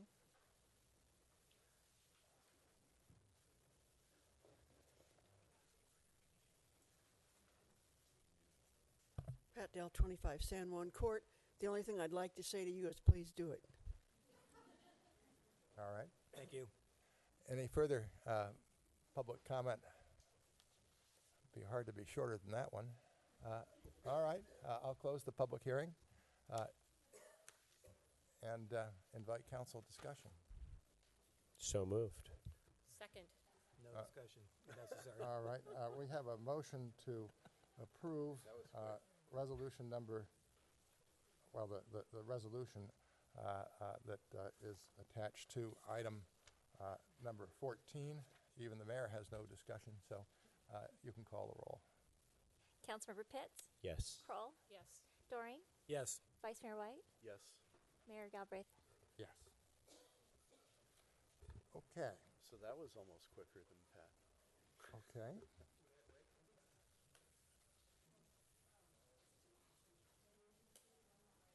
Okay, we'll do one more item and then we'll take a break. Okay. Item number 15 is consideration of a notification of an interest to sell an affordable housing unit located at 1641 Voorhees Circle and direction as to whether the city desires to exercise its option to purchase the property. And again, Mr. House, are you the lead on this one? That's Yep. correct. All right. As you mentioned, item 15 is a consideration of notification to sell an affordable housing unit located at 1641 Voorhees Circle. On June 11, 2015, the city received notice from the St. Helena's Affordable Housing Agency, as mentioned, the City of Napa's housing authority, that the homeowners of 1641 Voorhees Circle and St. Helena intend to sell their home. As an owner-occupied affordable unit, this home is subject to a resale restriction agreement and option purchase agreement. Essentially, if the owner wishes to sell the home, the city of St. Helena has the first option to purchase the property. If the city decides not to exercise this option, then the home must be sold to an income qualified buyer. The sale of the property is to continue to an income restricted resale under the similar terms that are currently applied to the buyer, and to keep the home as an affordable unit. If the city exercises its option to purchase the home, the option can be assigned to a purchaser identified and selected by the housing authority through the implementation of the city's preference policy. However, as identified in the staff report, there are some time constraints which result in challenges to that, should that be the direction. The notice that the city must respond to the homeowner indicating our choice is July 23rd. However, the escrow on the sale of the home must close no later than 90 days after that notice, which is essentially September 6th. It's been past practice by the city to waive their option to purchase the properties and instruct the homeowner to sell to a qualified buyer. However, if it is at the council's discretion to exercise the city's option, and if the city does so, as I mentioned, the escrow must close by September 6th. And the housing authority has identified that there's a chance that no buyer may have been identified by then, which would then force the city to actually make the purchase, hold the property, and then resell it to the buyer who's selected through the process. If the city does not exercise the option to buy, the owner could proceed to sell under the resale agreement restrictions, which were written when it was originally purchased in 2009. And that would be done in cooperation with the housing authority. So the fiscal impact of this project, what's before you, essentially is only there if the city exercises its option to purchase, and if a homeowner is not found within the required time frame. The city would be required to purchase the home at the restricted price of $319,000 approximately. So the requested recommended action is a discussion by the council to provide direction to staff regarding the city's desire to exercise the option to purchase the property or to waive said option. I'm available for any questions. Any initial questions by any member of the council? I think I have one. You probably have all talked about this in prior council, so I'm not entirely up to speed in terms of just the actual benefits, the cost-benefit analysis of the city taking ownership of a property like this, as opposed to letting the current homeowner go through the sale. Can you walk the council through what the advantages would be if the city, and maybe that would be a question for the housing authority, held ownership? What kinds of things would we be able to do that we otherwise couldn't do? Because, I mean, keeping in mind the goal is preservation of affordable housing. How does this help if the city decides to retain ownership? Or what are the disadvantages? I know what the disadvantages are, but maybe you could walk me through that so I see what the implications are of the decision. I don't think there's really any advantage to exercise your option right now. The housing market is very favorable with regards to people being anxious to be able to have the opportunity to purchase a below market rate unit. So there is going to be, I anticipate a lot of interest in this property. So I think we will be able to find an eligible purchaser, and the price is restricted. It will still remain an affordable housing unit for the city of St. Helena. A new agreement will be executed with the purchasers, who will then extend that agreement out to the term of the agreement. So Why would the city ever want to retain The- ownership, just for a control reasons, to say, well, we can rent it, we can do other things with it, or? Yeah. So the only time is if you anticipate the property might be in disrepair and you want to bring it back up to code, and also if the market price is at or about the same as the below market price, which now in St. Helena it's not. So. Okay. Okay, thank you. That helps me. You're welcome. All right, very good. Thanks again, Ms. Clark. Mm-hmm. Let me open the public hearing. Does anybody wish to comment at public hearing?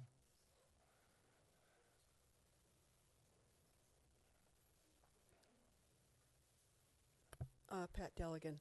It seems to me that whichever option you choose should be one that allows the city to give favoritism, if you will, in the application process to someone who already lives here and works here.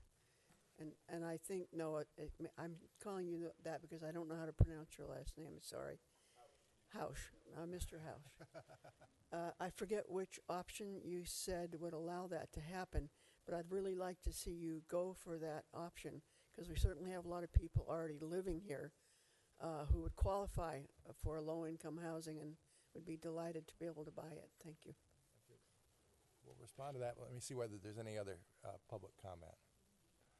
All right, I'll close the public hearing, and Ms. Clark, you haven't gotten away, so maybe you can respond to it. The city does have a preference policy with regards to its affordable housing units. So the first preference is given to those city staff members, and then the second preference is to somebody who currently lives or works here, lives and works here, and then the third would be one or the other. And then the very last preference would be to somebody who currently doesn't live or work here. So first preference is given to city staff. And does that preference policy work? I'm sorry. Does that preference policy work whichever way the city goes? Yes. Okay, that was my question. Thanks. All right. Thank you, Ms. Clark. Appreciate it. And did I quote that correctly?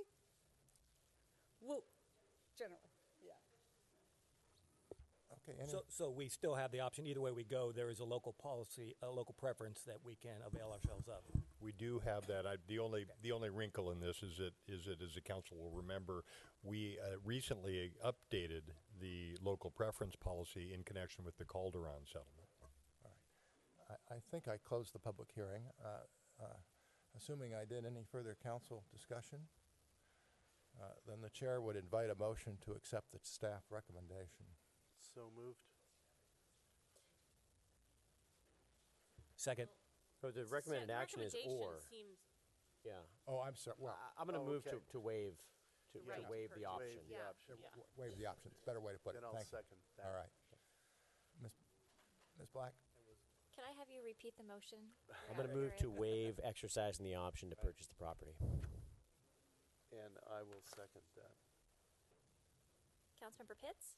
Yes. Vice Mayor White? Yes. Councilmember Kroll? yes. Doring? Yes. Mayor Galbraith? Yes. So I think at this point, we'll take a 5-minute break that will extend to 10 minutes. I say just start. Yep. We're ready to begin. If people could take their chairs, please.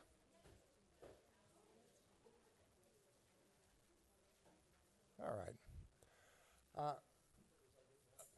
As we begin, Ms. Black reminds me that the city continues to look for residents and near residents to apply for various city positions The application period closes on Friday, so everybody keep that in mind, and hopefully we'll see some more applications.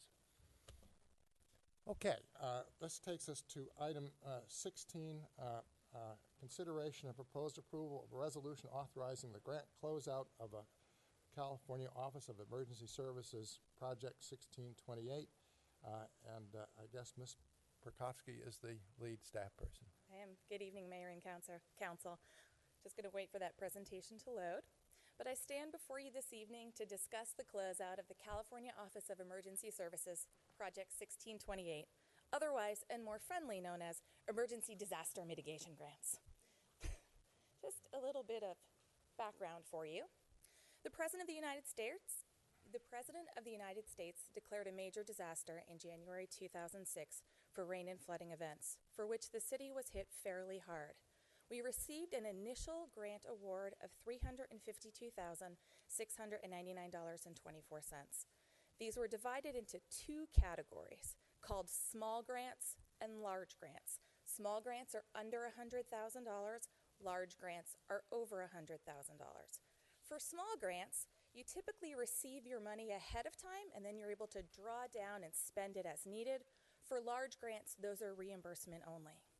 During the course of completing these projects, the city received a one-time extension to complete 3 of our small projects through 2008.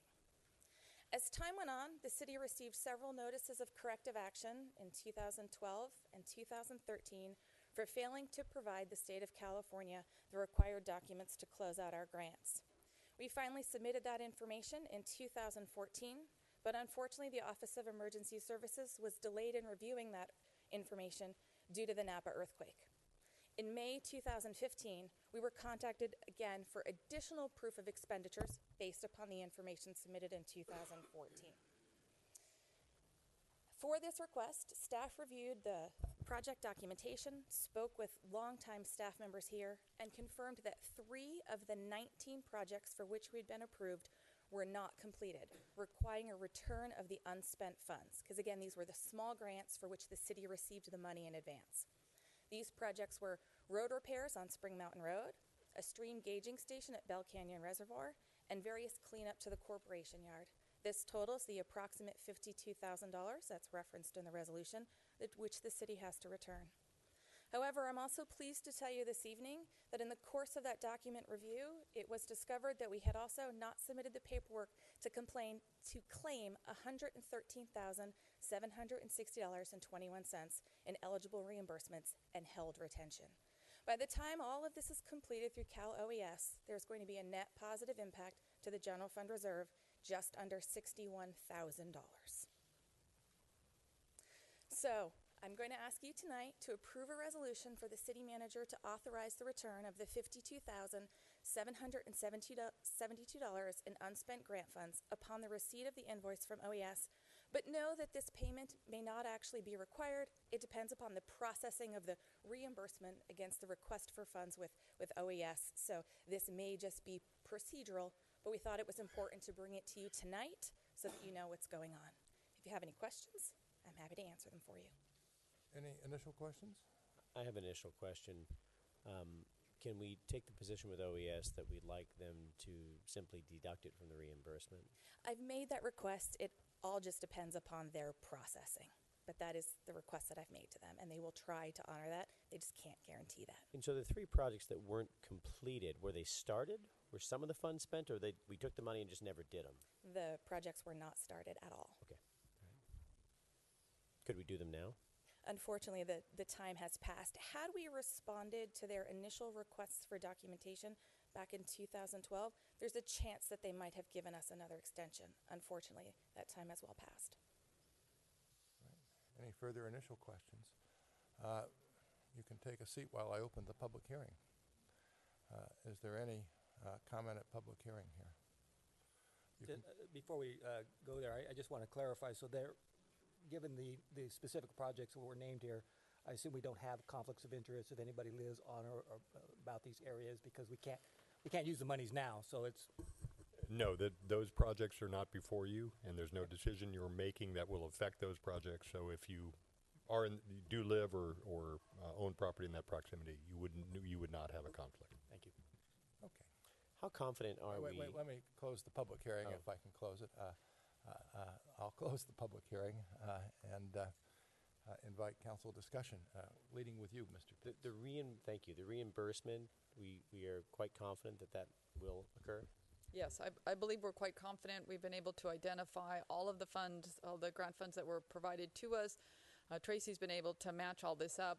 This is a great example of having a grants manager to be able to go through, because I have to tell you, I don't think we would have had the staff capacity to go and find the rest of the programmed grant projects. We would have responded to the $52,000 and come to council and said we didn't do these 3 projects and reimburse the $52,000. And she went beyond and said, let's look at all of this. Let's see what's happened in the past. Let's see if we've gotten all the money we're supposed to. And so she has literally gone project by project and verified, and we are eligible for the remaining 113. And so we have a very high level of confidence that the $61,000 will be coming our way. Okay, good. Any further council discussion?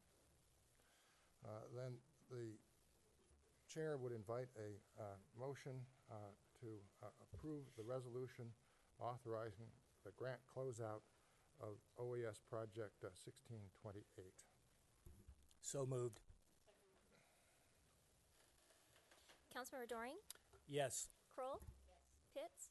Yes. Vice Mayor White? Yes. Mayor Galbraith? Yes. That takes us to item number 17, consideration of proposed approval of a resolution adopting the St. Helena fiscal year 2015-2016 budget, which, as I understand it, must be approved by June 30th to keep us in compliance with state law. Is that right? Yes, sir. All right. And Ms. Phillips, this is your task. Thank you very much. It's my pleasure this evening to present to you the final proposed budget for 15-16. It's been a long couple of months for all of us. This was a challenge for this team. We're all new, and so we had to dig in and we had to understand this budget. None of us were here when 14-15 was prepared nor passed. Our finance director started in late December or mid-December, so only halfway through the 14-15 budget year. And so we put a tremendous amount of effort, not only in preparing 15-16, which is normal course of business, but also trying to understand 14-15. And I think that you've seen through some of the items that we've brought to you, unfortunately, in the months past, that there were some challenges with the 14-15 budget. And it's very difficult to try to understand decision-making and finding backup. And so you have to kind of live with what was adopted in 14-15, understand it to the best of your ability, can't change it per se, but we want 15-16, and Director Mitz and I have had a goal to have 15-16 be a much more solid budget year. Can I guarantee that it's perfect? Nope, I don't think either one of us would make that statement. But we sure tried really, really hard, and we have a strong understanding of this budget. We have a high level of confidence, but we weren't able to scrub every number. And so one of the things we've committed to is coming back on a quarterly basis and doing budget updates, which hasn't been done in quite a while. And so that will also help in the communication with the council in understanding where we are from the budget standpoint, not only our revenues, but our expenditures. And so we look forward to implementing that for 15-16. As we were going through the budget and we started to see some challenges in some of the things that were in the 14-15 budget and having to make some adjustments to those. We also had the added challenge of the $2.1 million from FEMA. That was the $1.6 million returned from the general fund and the additional $526,000 payment that had to go to the state also for our flood control project. So that added to the challenges, it added to the fiscal stress and crisis really that's happening within this organization, to this organization. And then we also feel, through the analysis we've done, is that we have a revenue shortfall. So we lost some of our general fund reserve, which is our savings account, to be used really for one-time monies and a large portion of that to be saved for emergencies. We also don't have enough revenue coming in to cover our expenses. Our expenditures are increasing. Some of those increases came from 14-15. There were some staff that were added. There were some adjustments that were made. and just fundamentally cost of doing business is going up. And so between lackluster revenues and increasing costs, we found ourselves in May with $1 million shortfall. This budget that we're presenting to you is pretty much a status quo budget from 14-15. There's no new positions in addition to, we have the grant manager and the water conservation position. There are no additional positions.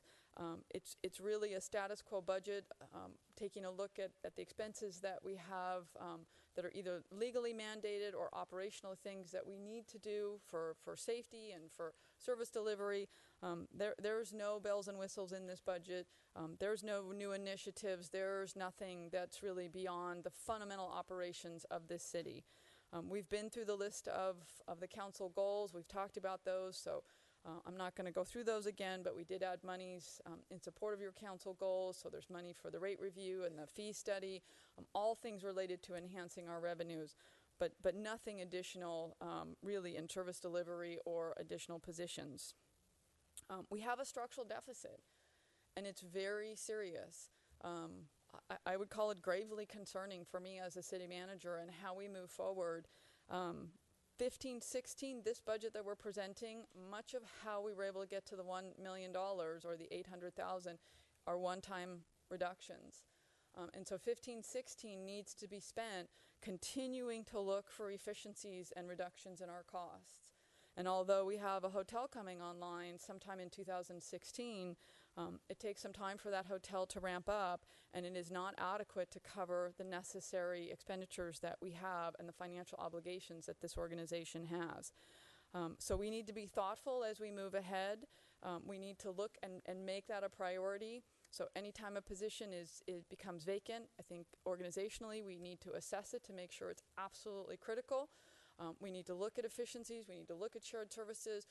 We need to look at things that are really about core services and maybe come back to the council on some items that we feel as an exec staff maybe aren't a core service for the next year or two and make some of those presentations in the year ahead so that when we come to you a year from now for 16-17, it isn't the crisis that we face this time, that we can enter 16-17 more thoughtfully.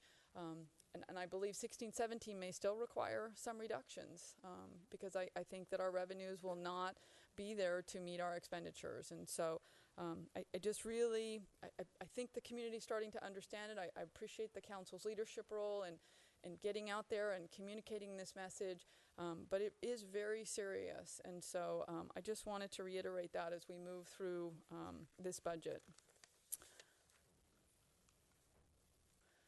So very quickly, just as a reminder, when we were together on June 9th, these were the budget reductions for the general fund that were presented. And so I just wanted to highlight what was taken out and what was put in and how we got to about the $820,000. So out of the city manager's office, we took out the economic vitality director, assistant city manager position. We reduced the city attorney's budget by $100,000. We took out the unpaid furloughs at council's direction.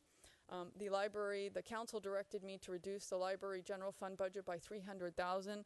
I'll talk about that in a little bit. That was extremely difficult to do, and I've only reduced it by $230,000 for this fiscal year. Number 5, the library and recreation collaboration, as I stated on the 9th, I still think there's lots of opportunities to have those conversations, but the council directed me not to close the teen center. And I think that's a reflection on the great work that's happening at the teen center. And I appreciate the recreation staff for putting their heart and souls into that center. And we're very pleased that we're able to stay open, at least for the coming year. The police department, the reduction of $229,000 for the police chief's position, and the fire department, and $40,000 in equipment. So that brought our reduction down to $717,000. So we needed to find some additional cuts to cover the things that council didn't want us to cut. By very fortunate happenstance, and I have to tell you that the HR director called twice because nobody could believe it, Kaiser went down. So we had proposed an increase, and it actually came down, and in the general fund savings it was almost $80,000. And that's really what allowed us to pull the furloughs out and be able to make up the difference with the library, at least in the short term. Also, we were able to identify the use of COPS grants for some equipment that the police department would like, And so that makes up a difference for us. And so the general fund reduction is still the $821,000. And that's what we needed to get to a balanced budget for 15-16. We're going to break this up into two parts. So Director Mitz is going to go over the expenditures and the revenues for you. And then I will be going over each of the department budgets. As with the last two budget presentations, our entire exec staff is here. I'll be presenting the department budgets, but we're always happy to answer specific questions, and we can call up a department head if there's something specific about a department and their budget that you'd like to know. So I'm going to turn it over to Director Mitz. Thank you very much. The slides that I'm presenting are in the same format as the slides that were presented at the original May 9th meeting. So the first slide is the expenditure budget by department. So this is what the proposed budget is. So on the left-hand side, you'll see the department. So they're broken down non-departmental, city council, city manager, finance, and down the line. The next column for general fund, that is how much money is coming, is budgeted in expenditures for that particular department out of the general fund. The next column are the other funds. So that's how much money is being taken from other funds. And then the far right will give you the total expenditures by department. This next slide is your expenditures by fund type. So we have it broken down into the three major funds, which is your general fund, your water fund, your wastewater fund, and then we've lumped everything else under another category. You'll see you have the 14-15 adopted budget for each of those funds, and then you have the 14-15 estimated year end. The estimated year end also includes any budget adjustments that were done throughout the year, as well as the projections that our senior management analyst has projected how the end of the year is going to end up. The next column is your 15-16 proposed budget, so that's as of today. That's everything that's in your binders that you received. The dollar change, that is the original document that we presented. The dollar amount change was from the proposed budget to what the adopted is. Now that we have our estimated year end that included other budget adjustments, we did the dollar change and the percentage change off of what your estimated year end is going to be. So for the general fund, we're looking at an 11% decrease. Water fund is 22% decrease. Wastewater is a 77% decrease. And then other funds is a 30% decrease. The largest one for the other, just to make a note of it, that's $688,000. Most of that is actually the Measure A payment that previously was coming out of the Measure A fund and is now being absorbed by the general fund. Your next slide is your general fund expenditure comparison by department. So again, it breaks out your departments on the left-hand side. It has your adopted budget, your year-end estimates, what your 15-16 proposed budget is, the dollar amount change, and then the percentage change. And again, this slide follows the same format where the dollar amount and the percentage change is what the proposed budget is against what the estimated year end is. Your next slide is, this is just showing you via pie chart where your expenditures by department, and this is for general fund only. So you can see your non-departmental 17%, city council 1%, city managers 5%. So this is how much each of these departments, their expenditures are taken out of the general fund. The next slide is your general fund expenditures year to year.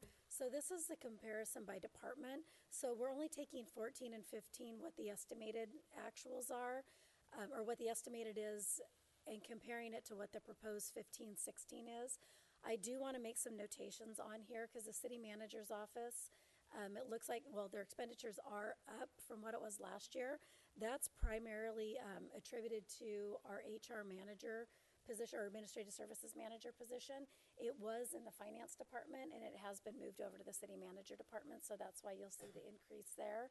The increase in finance is, portion of it is it decreased a little bit, moving the administrative services manager out, but then it increased because of the grant manager, which I have to put a little plug. I think she paid for herself after her presentation today. The public works, their budget has increased, and it's primarily due to 5 different things. The first is the professional services. This was an increase in a contract for the facilities master plan, which was part of the council objectives.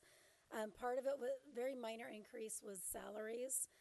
Equipment rental, this is in previous budgets. we severely underestimated how much we'd have to rent, in particular for a generator during the storms. So we tried to really do right budgeting this time. Government fees, this was the stormwater JPA, and this amount varies from year to year depending on the projects, and I know Steve can answer more to that. Last year's budget was $19,000, I believe this year was $29,000. And then the final contributor towards this is utilities.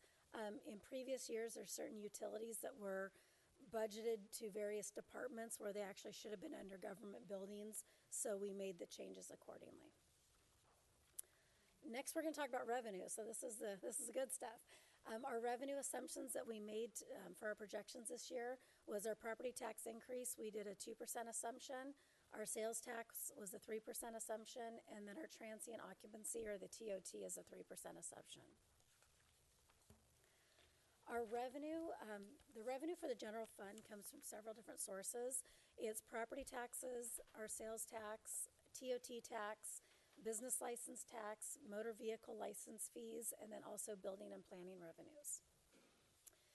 I wanted to present just historically what's going on or what has happened with these different revenues for the general fund. So property taxes, you can see we've definitely, year over year, we've had slight increases. And this covers the years from 11-12 actual up to our 14-15 estimated to what our proposed is. Our sales tax has remained pretty constant with a little dip in the 14-15 estimate. The TOT has remained pretty consistent. Our business license tax has also, we've taken a little bit of a dip over the past couple of years, and hopefully with some of the new development that we would love to be able to see in here, hopefully we'll see this raise a little. Our motor vehicle license fees, our building and planning fees, so you can see a little bit of an increase in this, and a lot of this is attributed to the staff, particularly NOAA, working with finance staff to ensure that we actually have proper procedures in place to be able to collect building and planning fees and revenues. This is the revenue for the Water Enterprise Fund. So you can see we had a little bit of a spike in 13-14, little decrease in our estimated 14-15, slight increase in our proposed 15-16. However, with the water rationing, we could see a little bit of a decrease, so that's something that we'd update the council accordingly. The final is our wastewater enterprise. So again, this has stayed pretty consistent for revenues. So let me get through my slides here. Here we can see our revenues by fund type. So again, you can see your general fund, your water and your wastewater, which are your major funds, and then everything, all other, is below that. You'll see the adopted amount, your estimated year end, and then your proposed budget. Again, the percentage change and the dollar amount of change is comparing the proposed budget with the estimated year end. Primarily, I want to point out a couple different things on this, is that our, under other funds, some of the differences, one is the $526,000 that now has to come from the general fund as opposed from the Measure A funds. The next one is the $400,000 that we received from the Tweed Trust. In 14-15, we just recently got a disbursement from the Tweed Trust, so that's why you'll see the spike in the estimated year end for other funds. And then also, we're not requesting GO bonds for 15-16 for the fire department because that debt service is going to be paid off within the next year. And currently, we have a residual balance in that fund, so there's not a need in this current fiscal or the next fiscal year to request that. For your final budget summaries for your general fund, these are the slides that Jennifer presented in her long-range financial forecasting, so we just wanted to revisit it. You'll see your general fund estimate reserves. This is what we're estimating at the end of this fiscal year, so June 30th, 2015. So we have just about $2.1 million in our reserve. Our total revenues and transfers in, we're expecting a little over $10 million. Our expenditures and our transfers out, and the transfers out in the budget document, they're listed on page 6. So those are just transfers that go to different other funds that we have within the city. So we're looking at our total expenditures with our transfers being $9.9 million, Right now, we're showing a surplus to the general fund of $18,000. So we've made some pretty significant, milestones and reductions to be able to get us to an $18,000 surplus as opposed to $1 million deficit. So we're projecting right now our estimated reserves at the end of 2016 is going to be $2.1 million, almost 2.2, which is going to get us to an estimated 22% of our reserve. The next slide is your final budget summary for the water fund. So for the water fund, your estimated unrestricted net position at the end of this fiscal year is just about $4.7 million. Total revenues is 4.5. Total expenses is 4.8. So you'll see that our expenses are a little greater than our revenues of $274,000. So we have to use the water cash of $274,000. This brings our estimated net water position at the end of 15-16 to $4.4 million. We do have a little over $3 million restricted for water capital projects, and those are some of the items that I believe Steve presented in the CIP at the last meeting. So we do have an estimated water water unrestricted net position of $1.3 million, which that brings us to about 28% of our 28% reserve. I do want to make a quick notation of this. In the report, in the budget that we presented to you, in the agenda report, we did have the use of water cash as $266,000 instead of $274,000. That was a typographical error. It did not change the bottom line. It was just that one line. And then I also wanted to make a notation that we have some NOAA penalties that we're going to be assessed of $25,000 a year. So it's going to be $6,440 a quarter. And we did not get this in the budget document, but I wanted to point it out. We are going to bring it to the council at either the first or the second meeting in July, so we can make sure that we can add it to the budget document.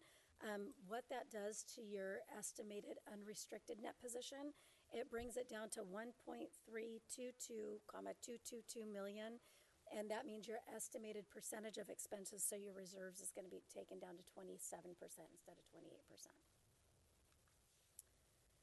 So your wastewater fund, our unrestricted net position at the end of this fiscal year that we're estimating is $1.5 million. Our estimate, $328,000. I'm so sorry. That was our estimated position as of last year. Our total revenues is $2.26 million. Expenses, $1.9 million. So we're showing that we actually have more revenues coming in than expenses at $322,000. That's going to be added to your unrestricted net position, so it's going to bring it to $651,000, which is going to leave us at a 34% reserve in the wastewater fund. Measure A, I wanted to do a quick update for you on the Measure A. We have been in contact with the controller of Napa County Flood Protection and Watershed Improvement Authority, so we'll call them the authority. We have been in contact with them to see if we can do any type of drawdown early prior to us meeting that $5.2 million obligation. The grant prior to doing drawdown, the following has to be done. The grant manager is working on preparing all the backup documentation for the total drawdowns that were done to Measure A from its inception. So basically, none of the backup documentation has ever been provided to the county. So we have met with her. She is working on it now, and so we have an estimated date to have that done by July 31st. So once that's done, the City Council will bring to the City Council an amendment for the appropriation of Measure A funds. So we'll have to have that approved for any additional funds that we want to try to request from Measure A. The approved amendment will then be brought to the authority for approval. And then once the fund balance held by the county reaches a $5.2 million, any excess held can be released to the City of St. Helena. So that's a little bit about the process. We've been working with the county controller. That was everything that she indicated to us. So Tracy right now is working very, very hard to get all of that paperwork in line for us. That's Tracy Schultze, right? Yes, with the county. Our staffing summary. This will give you the percentage of staff that's allocated to the individual departments. So again, it's 6% to the city managers, 7% to finance, 4% to building and planning, 25% to public safety. So you can see all the different percentages of what staffing is allocated to what departments. And now I'm going to hand it back to City Manager Phillips to review the department budgets.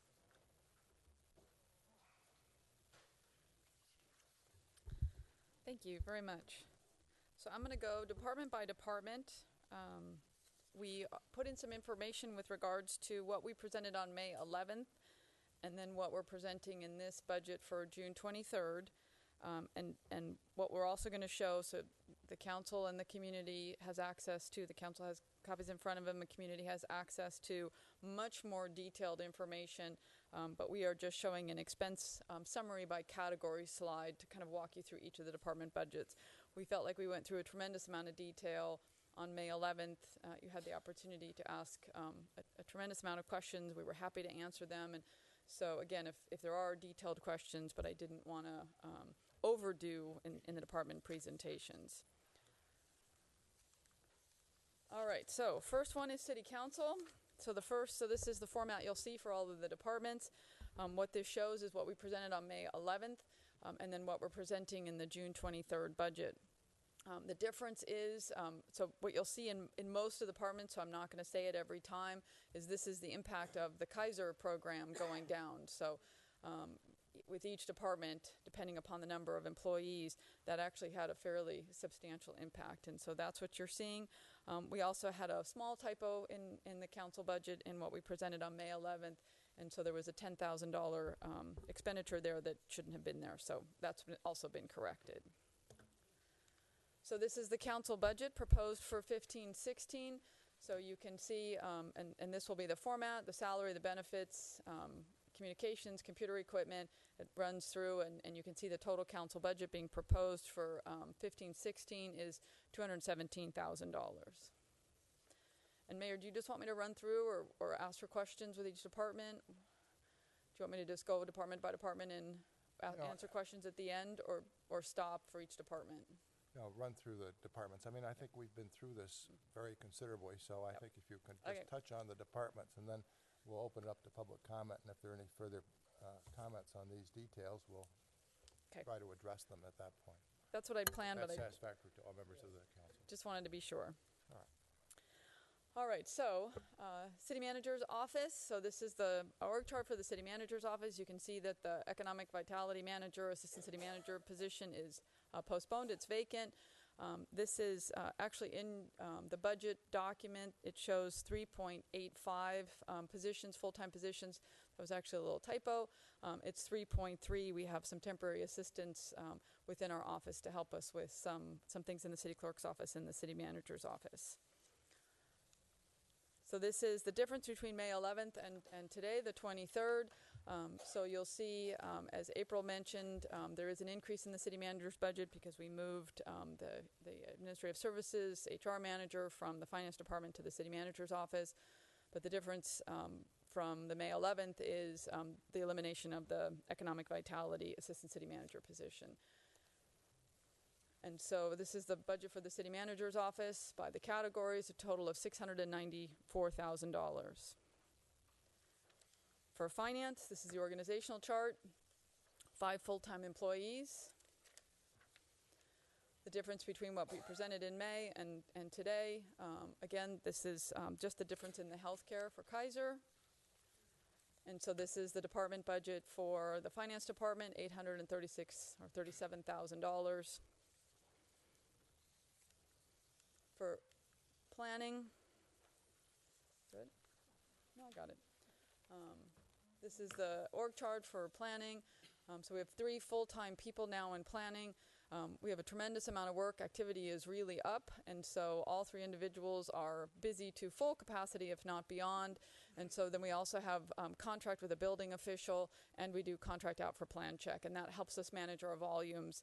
And so we can use those on an as-needed basis, and much of that work can be covered through fees. This is the difference. Again, this is the healthcare. And so this is the budget for the planning and community improvement department, a total of $771,000.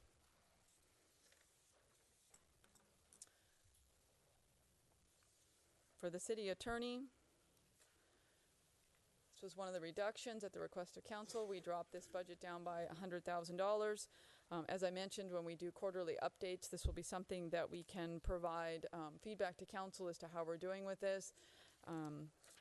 And we'll be happy to do that. So we took out the $100,000. This is the total budget. It's $702,000. If you look at the difference between 13-14 and 15-16, it's sort of in between those two, and we obviously were much higher for estimated 14-15. And so again, we'll keep the council apprised of the progress over the months ahead through fiscal year 15-16. Non-departmental. This is the difference in non-departmental.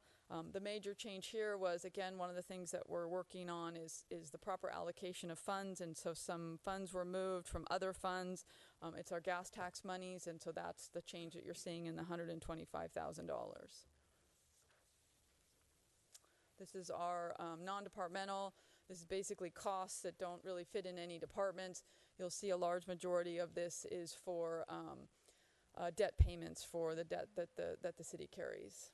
It's about I'm going to need my glasses for that one. $3,886,000 for non-departmental. Library and recreation under community services for the library. This is the organization chart for the library, 7 full-time employees with several part-time.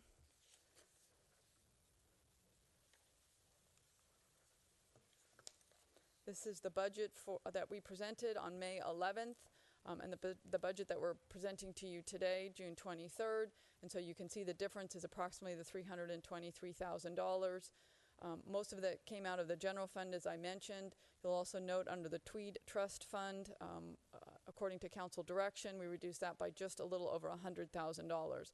So now instead of a $1.4 million budget, the library has nearly a $1.1 million budget. This is a breakdown of the library budget. I did want to point out under estimated year end, it shows that the library went over budget quite substantially, but I wanted to clarify that that's actually a payment coming out of the Tweed Trust that was agreed to with Friends and Foundation. So it looks a lot worse than it is. So that's an agreed upon payment that came out as an expenditure, but the library was over about $30,000 projected for this current fiscal year over what was budgeted. But it's not the $128,000 that the chart would indicate. This is the only department that I'm going to briefly talk about some service changes because council was interested. I've been working with our new acting library director, Chris Crichton, and so we took this information to the library board. We took it as an information item only because there wasn't an opportunity for a really thorough discussion, and so we didn't ask for direction, nor would the library board have been comfortable giving us any kind of direction. And so we hope to continue to have these discussions in the months ahead as we look at the services for the library. But this is the current library hours are 57 hours, and these are the hours that the library is open. Chris worked with her staff diligently to be able to identify what they think will work for them, and that's 43 hours open a week, closed on Sundays, and then you can see the changes. Monday 10 to 6, Tuesday, Wednesday, Thursday 10 to 7, Friday 2 to 6, and Saturday 2 to 6. We'd like to try this. This we really feel is we tried to trim in the right places, and I trust the library staff. They feel they can work with this schedule. There's some interesting things that come about from reducing the hours. It's not ideal. Everyone would love to have the library open the 57 hours or longer. But the reductions do require that we need to have some reductions in the overall hours. And so these are the hours that we're proposing. And the impact to the budget, and again, these are very high level and not specific, but I wanted to provide the council and the community sort of a sense of what the reduction of the nearly $300,000, a little over $300,000, how it would impact the budget, the library operations. So one for services, obviously there's less hours, going from 57 hours to 43 hours. One of the things that Chris feels when working with the staff is it does allow full-time staff to maximize their time with part-time staff. And so they feel being able to cover the front counter and have more support from the part-time staff when they're there, it'll actually maximize the use of staff and coverage and be able to deliver better customer service during the hours that we're open. So you reduce the number of hours so you're not spreading out as many people over a longer period of time. So they're very focused on customer service. They're very focused on that front counter. And so Chris and her team really feel that this can work. From a programming standpoint, there absolutely will continue to be programming. This is about talented people. Chris has a great staff there, and so we get $14,000 from Friends and Foundation. This is not included in the city's budget. These are funds that are provided by Friends and Foundation in addition to the $111,000 that they provide that goes into the city's budget as revenue. And so it's given to the library on an as-needed basis or as requested basis, and is specifically for programming. So Chris is working with her team, and they're identifying what the most popular programs are and have every intention to continue to deliver those. The materials budget, we have cut that by about 30%. Plus we have the Solano, Napa, and Partners program, which means that there's a connection between all of those libraries, and any one of those libraries can order materials from any one of the other libraries. And so it means that anyone in St. Helena basically has access to all the materials in Solano County and all the materials in Napa County. There's some operational, leadership, political challenges with that relationship between Solano County and Napa County. And so we follow Napa County's lead, and so there may be a change coming to that, and Chris would bring you a change in the agreement sometime in July if that's going to happen. But it appears that relationship may be changing between Napa and Solano, which would have a direct impact on our patrons, but by no fault of ours, no budget cuts, nothing that we're doing. There's a small cost savings to the city, but it's not something that's being originated by the city. It's actually between Napa County and Solano County. But we would still have access to the Napa County system, and we'd stay with Napa so patrons can order all the materials that are available in the Napa County system. But we need to look at that and look if there's other options or things that we could do differently with regards to material access for our patrons. And the last one is our volunteer program. And so with the reduction, Chris is actually, her position is not being backfilled. And so part of the budget savings to get just to the $230,000 is having her position remain vacant for 6 months. And so it's impossible for the staff to then absorb on top of that a volunteer program. We also had a part-time staff member leave maybe 6 weeks ago, and so we also are not filling that position. And so as a result, Chris and I made the decision that the community engagement program, which was a citywide program, will be suspended, and the community engagement coordinator will transition and be a part-time volunteer program coordinator specifically for the library, and then her other half part-time job will be focused on Spanish programming. And that will help us get our volunteer program going. You can see across the United States that successful libraries have really wildly robust and exciting volunteer programs.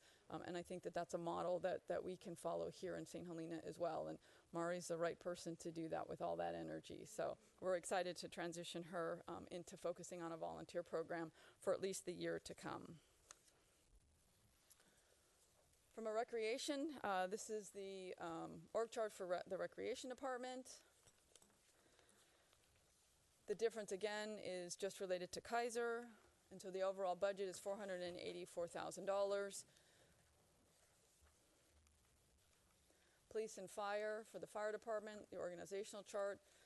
This is a paid-for-call fire department, and so we do have 1.2 full-time staff members, and then the firefighters are paid for every call that they respond to. This is the change. This because they're not, the Kaiser was really not an impact on the 1.2 individuals. This is the reduction in equipment that the fire chief was able to identify that could be postponed for this year to help us with our shortfall in the general fund. And so the total department budget for 15-16 is $581,000. You'll notice a rather large difference between 14-15 and 15-16.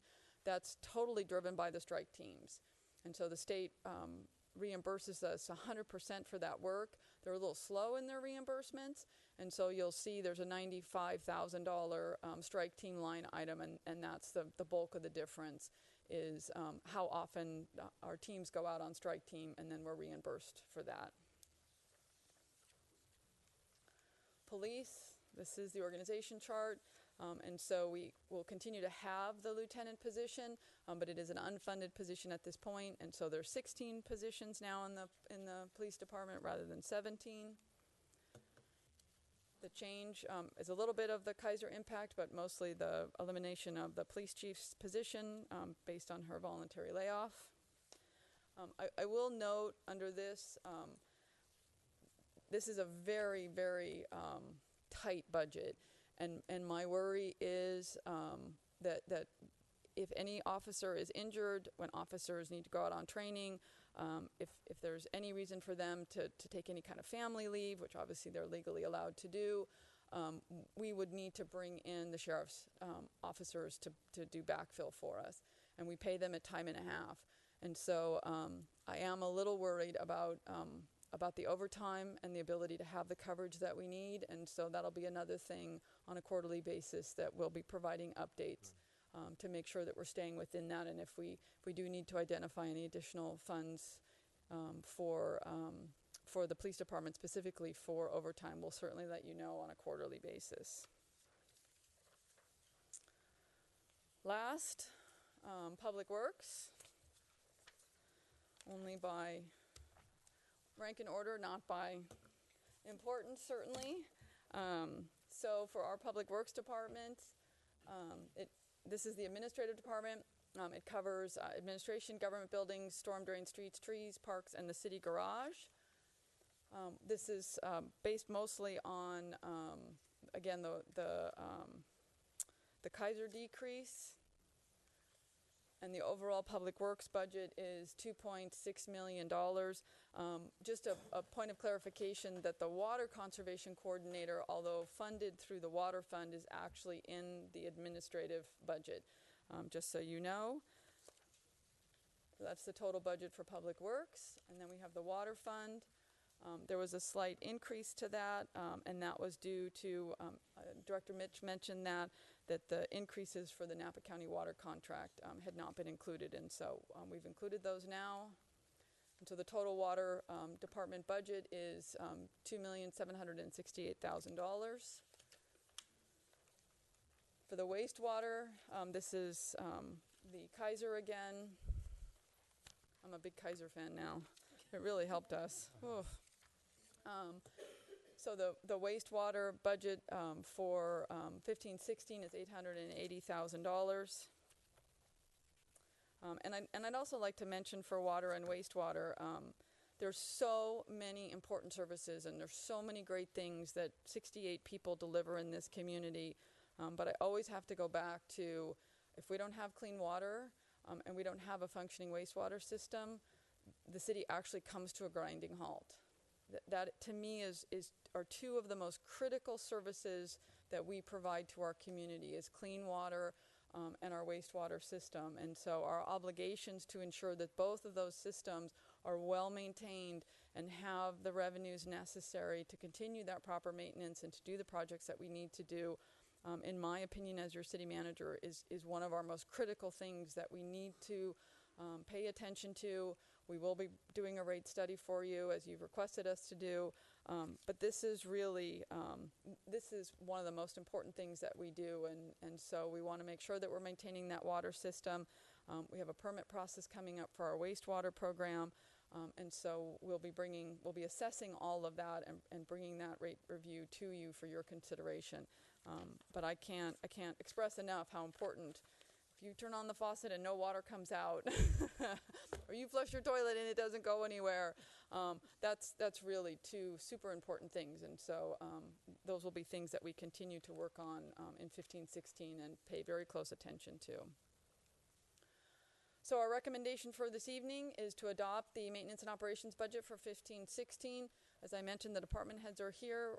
Director Mitz and I are happy to answer any questions that you might have.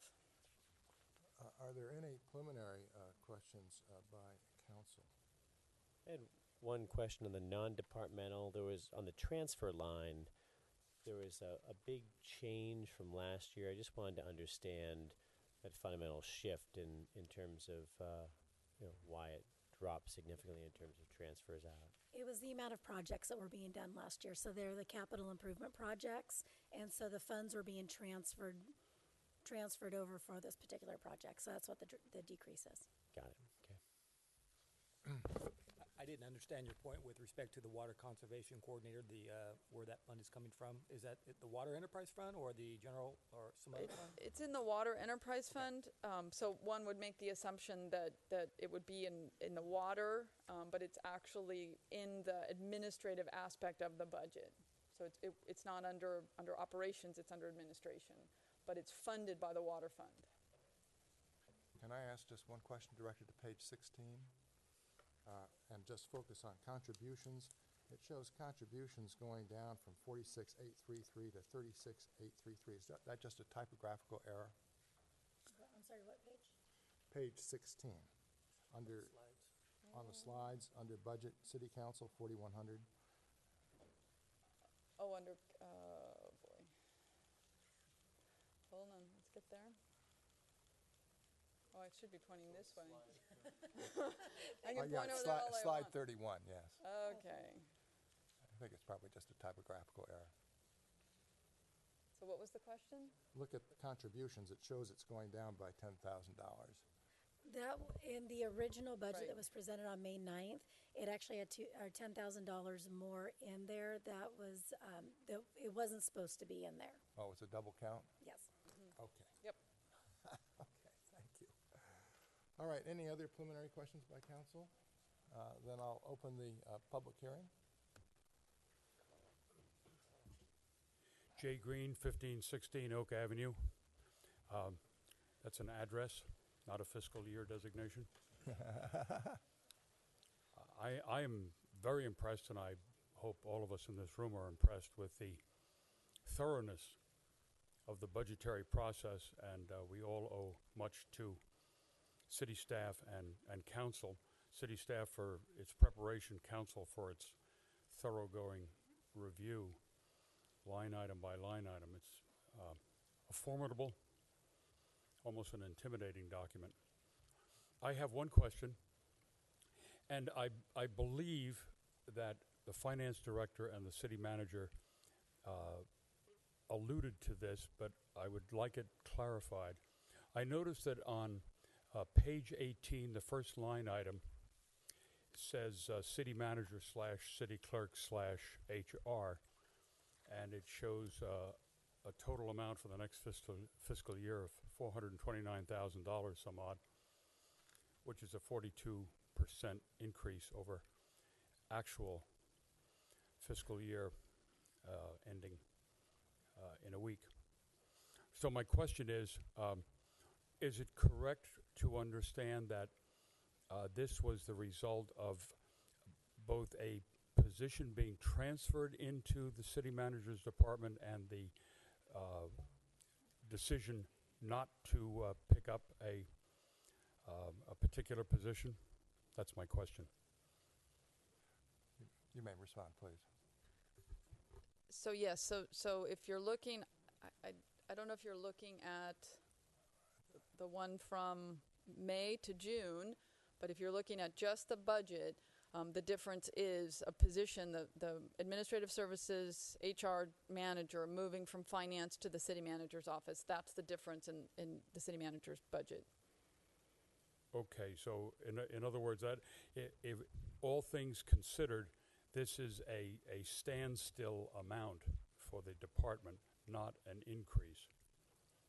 It's a standstill amount between finance and the city manager's office, but it's an increase in the city manager's office because the position went there.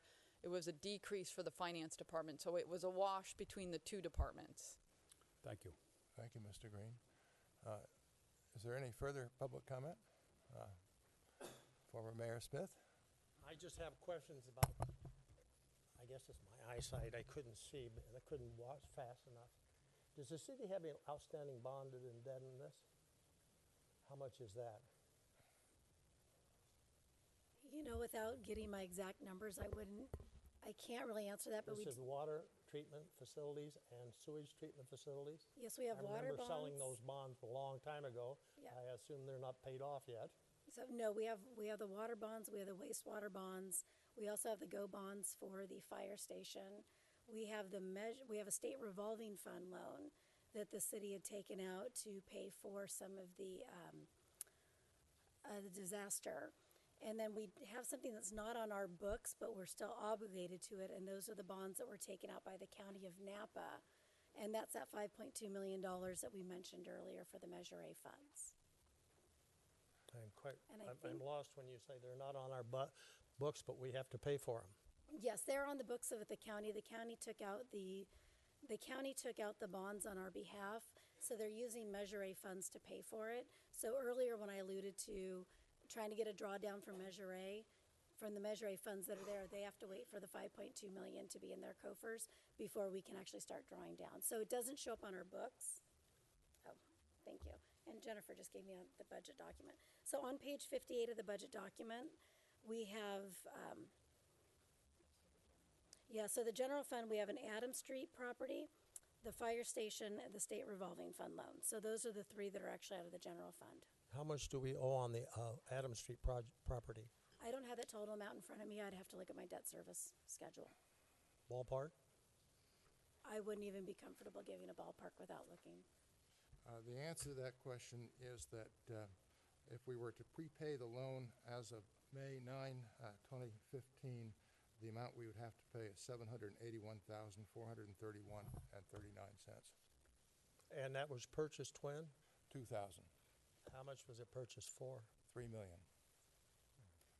Thank you.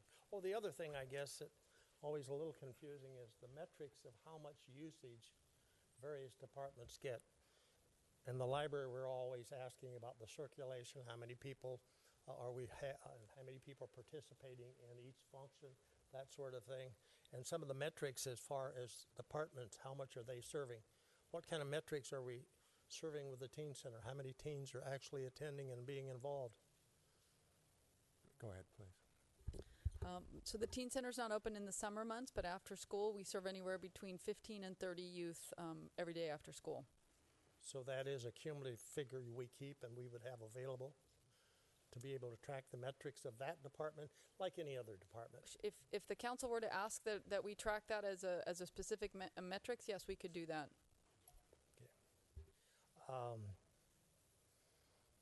That's my question. Thank you very much.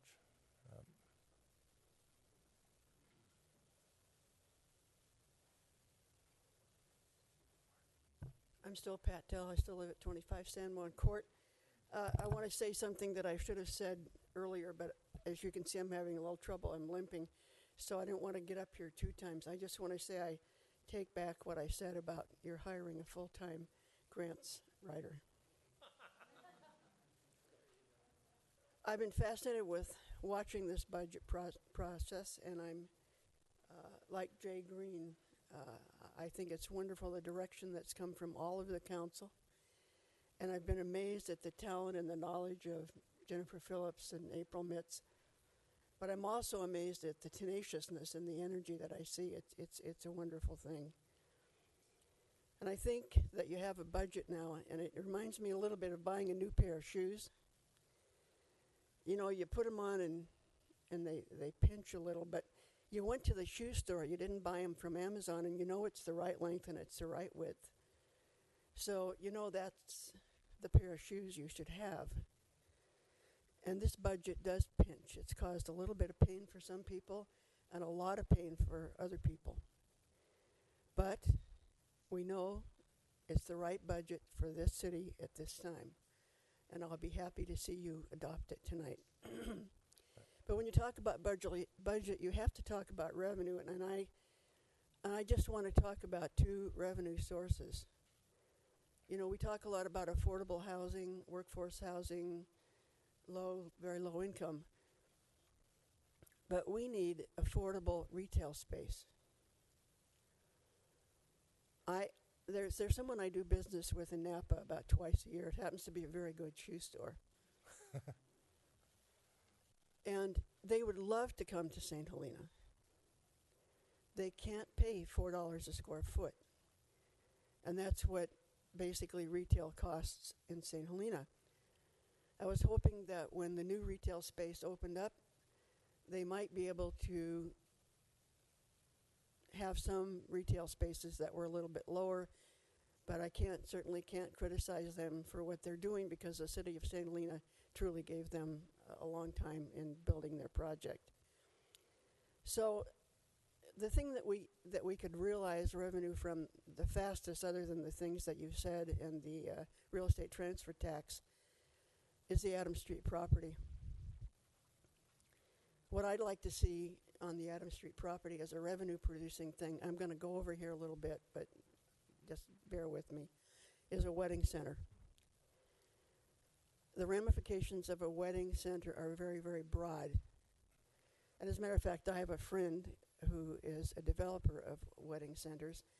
And no, I don't get any kickback from him. I'm just one of those people who would like to see things get done. I'm getting up in years now, and I'd like to see some things happen before I die.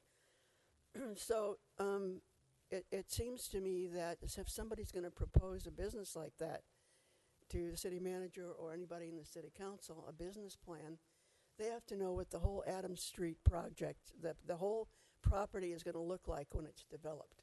What is the vision of this city?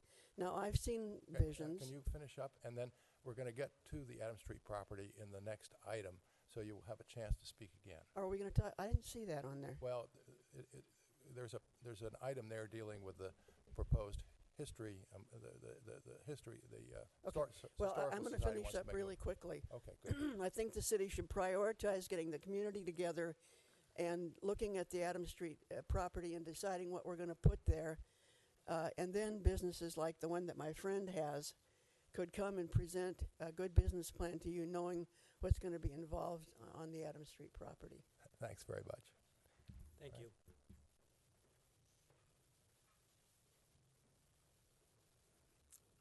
Debbie Schlesinger again. I am very concerned about the cuts in the library budget with hours and with materials. It's true that you can get interlibrary loans from Napa, but you are degrading service to your patrons here because Napa only has a finite book budget. It is not going to buy extra copies of the latest biggest bestseller in order to serve St. Helena. So you're looking at long waits for materials that were presently available here. You're also drastically cutting hours, and you're knocking out morning hours and evening hours, and making it really difficult for people who depend on the library, who don't have computers in their homes, who come to the library to read magazines, who come to the library as a social place. You're denying all of our citizens that. And with deference to the lawyers on the city council, $700,000 for legal services? Has there been any discussion about maybe looking at other alternatives? Thank you.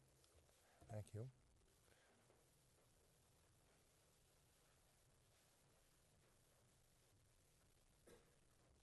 Hi, Norma Ferriz, 1085 Prunella. I have two questions and one request, I guess.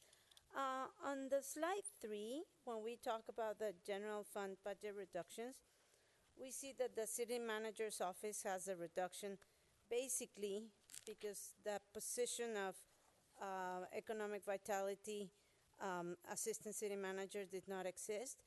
But I think that position had never existed. It was proposed as a position to start in some moment of the budget, but it's not necessarily a cut. So I feel that we're mixing apples and oranges in that slide, because in fact, if you go to the city manager's office, it has an increase in their budget compared to last year. That's just a comment.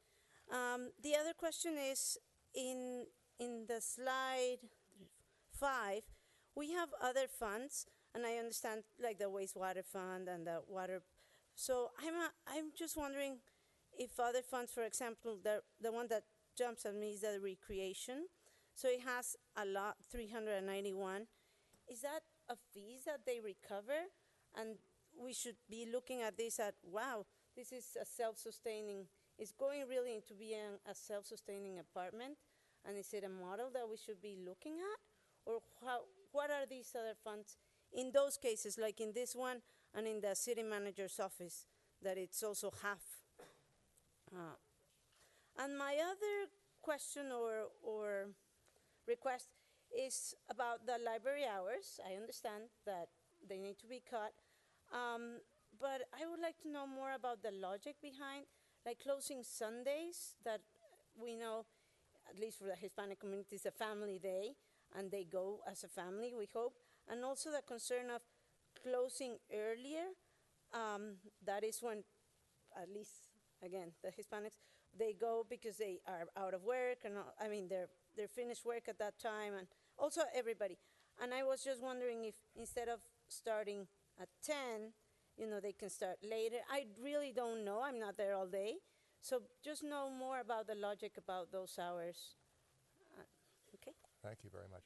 Let's take those questions one at a time. With respect to the economic vitality position, it's important to understand that city management is responding to direction from the city council. We had a goal-setting session, and at the goal-setting session, we directed that position be included in the budget, and it was included in the May 11th budget. It obviously could not go forward. And so it comes out at that point, but what you're looking at basically is a comparison of where we are today with where we were on May 11th. So that's why that comes out as a reduction in budget, even though the position was not filled. It's because in the first place, city management was acting pursuant to the direction of city council. With respect to other funds, I'll turn it over to Ms. Phillips or Ms. Mitz. I think I grasped it, probably could respond to it, but... So again, several years ago, management made the decision to set up a separate fund for recreation to see what revenues were coming in and to see how much those revenues offset recreation. Otherwise, those revenues go into the general fund and they're harder to track. So what that is partially a transfer from the general fund into the recreation fund. So it's not new money, it's not revenues, it's just a transfer. There is revenues from some of the programs that are provided. So some of those are at nearly full cost recovery. We offer certain programs or classes. We charge for those classes. And so there is revenue for that, and there's also revenue for the Bocce Club, which is self-sustaining. So it's sort of a mixture. All right. And then I thought you previously addressed the issue of library hours, but maybe you could mention that one more time. I'd be happy to. And this is very, very difficult. Cutting hours is extremely difficult, but that's what it's going to take to be able to cut nearly $300,000 out of the library budget, as well as cutting down some of the materials. Nobody wants to cut these hours, but I have to rely on the library staff for them to say this is what they think is the least impactful to the patrons using the library. Somebody's going to be impacted. There's no question. Someone uses a library, a group of people use the libraries on Sundays or later in the evenings. But there has to be some decision, some hours need to be cut, and that's what the library staff has recommended. I have no reason not to support that recommendation. And again, I think it's things that are adjustable. If we find that maybe one morning is much less busy than we thought, then we could try to move it. One of the things that we also tried to do was be consistent so people could remember better. So rather than 10 to 6 and then 9 to 5 and 3 to 2, we tried to bulk it. We have like 3 specific hours, so it's 2 to 6 and it's 10 to 7 or 10 to 6. So we tried to sort of be in that range rather than 6 days a week all over the place. So we tried to be thoughtful about that as well. But we're happy to continue to look at shifting that and adjusting it based on programming and based on need. But again, we just don't have the staff to be able to be open the 57 hours. Okay. Is there further public comment on the budget? Seeing none, I'll close the public comment and invite council discussion. Mr. Pitts? I really have one question at this point, and that is, it really is about Sunday. And I think the evenings are an interesting point, but can we pass a budget where we agree upon a certain number of hours that are being cut, and then do a little bit more outreach and research to figure out where they're cut? For instance, could it be on Monday, Tuesday, Wednesday, and Thursday, 11 a.m., so that we could get 4 hours on Sunday to remain? I mean, is that something we could do procedurally? And if we're all convinced that this is the best we can do, and that Sunday should be just a goose egg and not open at all, I'm having a hard time believing that, because I've heard from members of the public that Sunday is important to them. The whole 57 hours is important. So one thing I would ask is be thoughtful that the library staff is already down people. And so doing another survey, doing more outreach is staff resources that need to be spent on programming and purchasing materials and moving the library forward. So you're diverting staff resources to do more research. We did the survey of hours, of desired hours, and Chris tried to model these hours around that. Again, we're happy to look at it. In my opinion, you're not adopting the library hours, you're adopting the money, you're adopting what we're spending. And so, again, I would ask that we turn to the experts in the months ahead to figure out if those are the right set of hours, if they can be adjusted, and maybe come back to you. We'd like to discuss it with the library board as well, and we can certainly come back to you in a couple of months and let you know what the final decision is. I think if we move it around too much, we're going to frustrate the public, and so we tried to pick a set of hours. But somebody's going to be unhappy with something closing. They're losing something. That's the hard part about this, whether it's a Sunday, whether it's an evening, whether it's you cut the morning hours and you open at noon instead of 10. There's Mondays, we looked at Mondays, but Mondays we get a huge amount of materials coming in, and so staff said, oh, please don't close on Mondays, because that's the day where we have to catch up. And so there's a whole lot of operational things that happen as well that affect the hours of the library for the staff themselves. Well, I think I heard the most important point, which is we're agreeing on the number, and if we find that the community actually wants some hours on Sunday, we can adjust down the road, right? As long as we give and take. Yeah. Oh, yeah. Okay. Yeah, right. The other question I had, when we were in our Monrovia meeting, I was talking about calendars, and we have a calendar. The chamber has a calendar. There's a Napa Now calendar at the library as well. A lot of calendars. I know there's an expense to that calendar. Is that something I don't know if it's a huge dollar amount, but is that something we've looked at? Right. So it actually, Napa Valley Now was run out of the library. It was run by the former director, so none of the staff really know about the program. It's something that I've reached out to Olivia with the Arts Council and Napa to talk about where is this calendar, who's using it. We're actually over budget by almost $6,000. It's my understanding is it's supposed to be a self-sustaining project or program. And the general fund actually has to contribute $5,000 or $6,000 in 14-15 because things were spent on it and revenue wasn't coming in from subscriptions. So it's a loser for us financially. And there's really no one at the library who has the time or the capacity to take this project on. And so it's really one of the things that I need to talk to people in the community to figure out.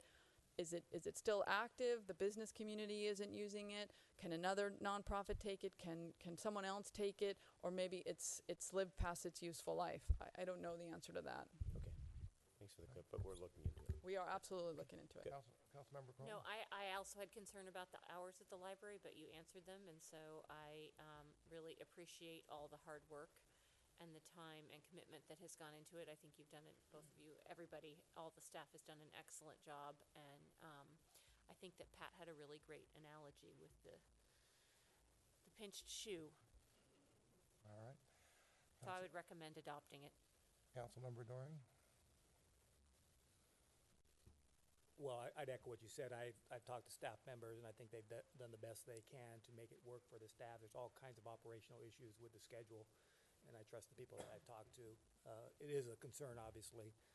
I've raised, several times here that I'm concerned about our city attorney budget. I think it's too high from my experience. I haven't gotten a lot of traction there.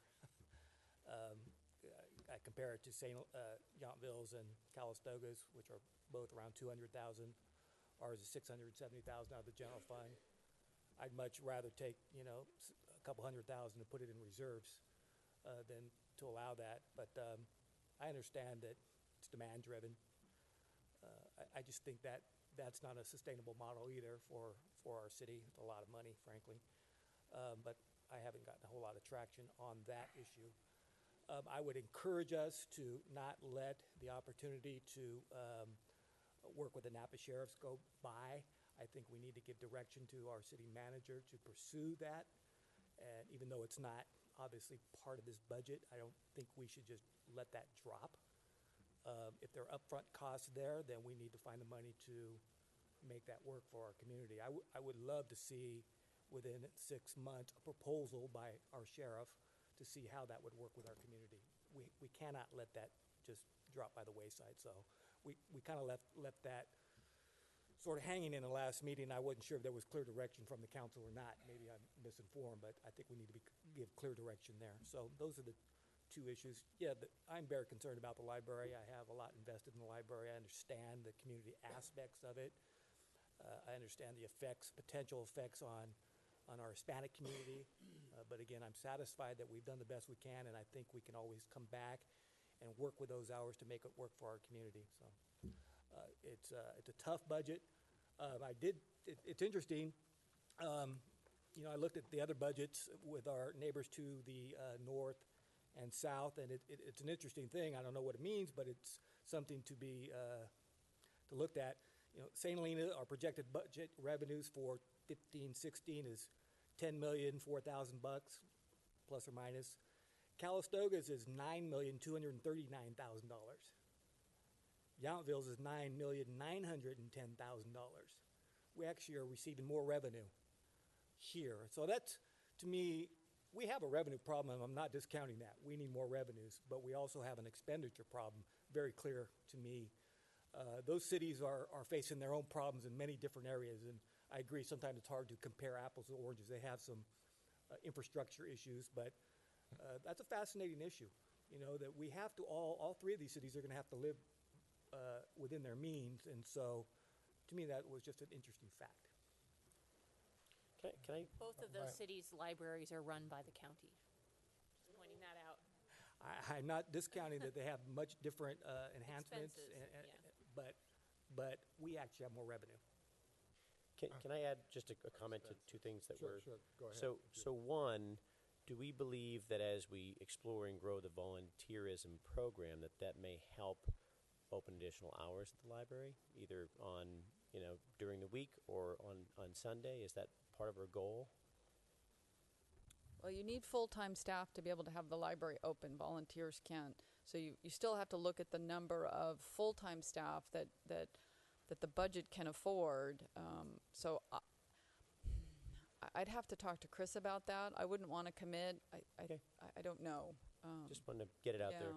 And number two, I'm generally supportive. I believe it. I've said this before, that if you set a budget and drive to it that's lower, it can sometimes help achieve that lower budget.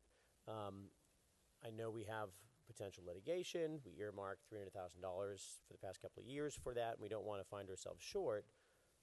That said, putting some additional funds in reserves and not in the budget, knowing that if it comes up, we're going to have to pull it, I'd be supportive of that.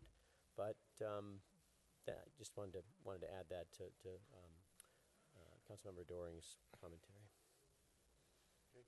Okay. So I would just like to commend our staff, our city manager and our finance director and all the rest of the staff that have worked so hard to get us a balanced budget.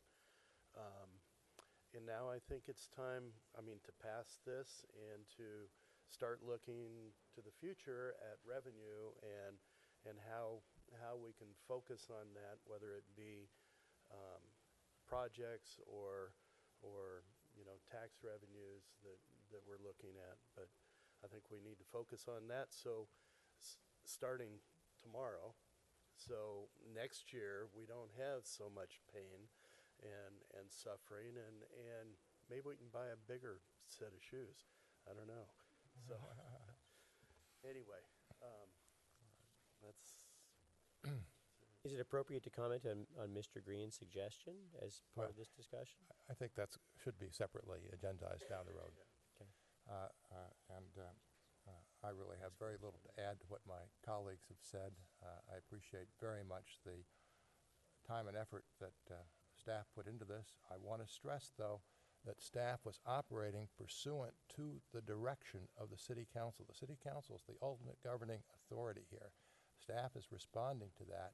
It was a very painful process for all of us, but at the end of the day, the responsibility stands in the shoes of the five of us, and I'm confident that the staff, and from listening to my colleagues, has come back with a budget that has followed our direction. And at this point, the chair would entertain a motion to approve the budget as presented. Move to approve the budget as presented. Second. Ms. Black? Councilmember Kroll? Yes. Vice Mayor White? Yes. Councilor Doring? No. Pitts? Yes. Mayor Galbraith? Yes. All right, that takes us to item 18. Consideration to approve a letter of support and an in-kind contributions for Common Heritage Grant application to be submitted by the St. Helena Historical Society.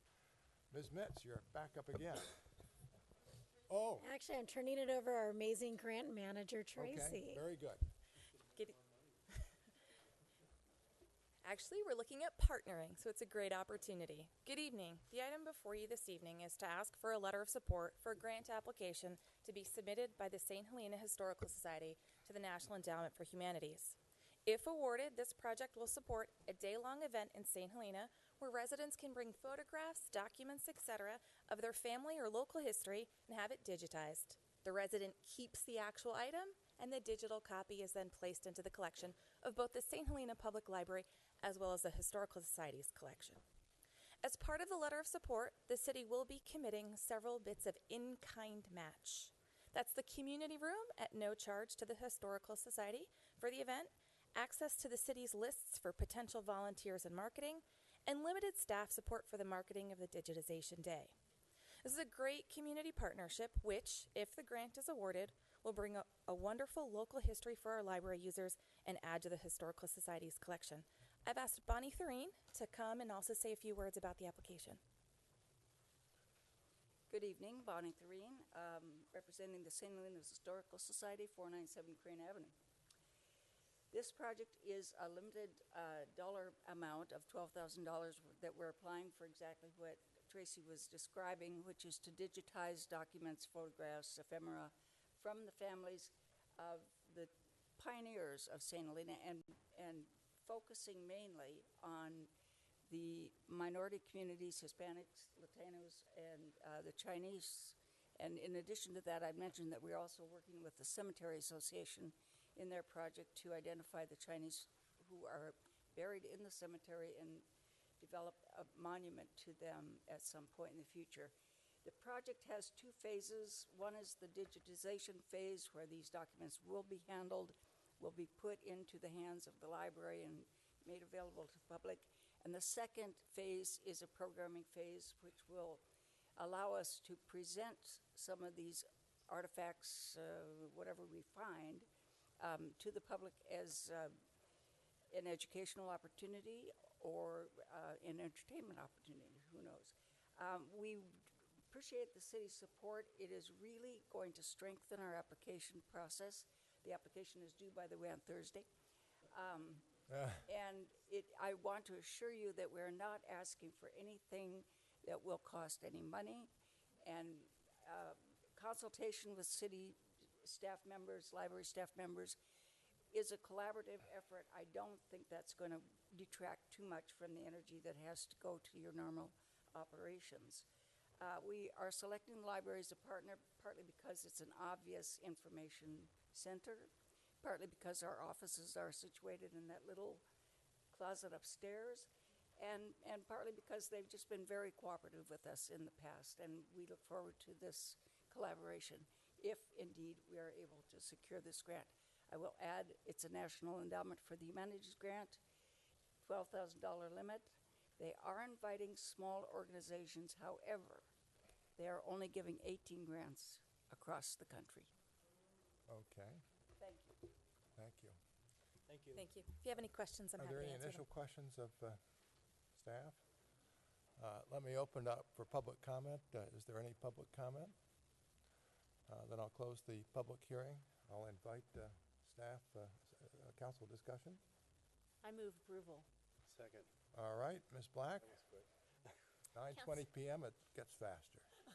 Councilmember Kroll. Yes. Vice Mayor White. Yes. Councilmember Doring. Yes. Pitts. Yes. Mayor Galbraith. Yes. And then, so that takes us to item 19, the last scheduled item on our agenda.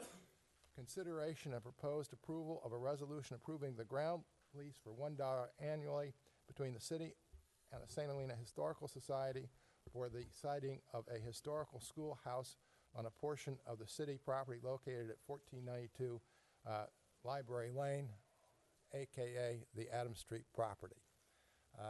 Staff report. Thank you. So in October of 2014, we conducted a study session with regards to the Adams Street property and specifically focused on the Historical Society's desire to move the Vineland School, Historic School, temporarily to the Adams Street property. The council had a discussion about that, and at that time, because it was a study session, no decisions were made, and direction was given to staff to go back and work with the Historical Society to come up with some kind of a ground lease, basically, for this historic school site. And the reason that the Historical Society is interested in having an agreed upon ground lease is so they feel that it's critical for them to begin fundraising. And without having access or commitment to the property, it makes fundraising for the moving and building of this schoolhouse much more difficult. And so over the past few months, we've been working on this ground lease. It is intended to be a temporary location for this schoolhouse, and movement of the schoolhouse, building of the schoolhouse, all the utilities related to the schoolhouse would be the sole responsibility financially and from a liability standpoint of the Historical Society. Any process, any permits, any approvals, including going to the Planning Commission, would be the full responsibility of the Historical Society, and there's no waiver of any fees or any processes related to this. This is just related to the ground lease. What is contemplated in this ground lease is just the size of property related to the size of the schoolhouse, and that would include any ADA access, square footage necessary, and restrooms for this building, which would need to be added, which obviously weren't part of the historic schoolhouse. The initial term that we discussed with the Historical Society was 3 years, and that then has an automatic 1-year renewal after that. But it does have a termination clause of 180 days that the city or the Historical Society could give notice. Again, this is intended to be a temporary site for this schoolhouse. The city's talked about many different uses for the Adams Street property.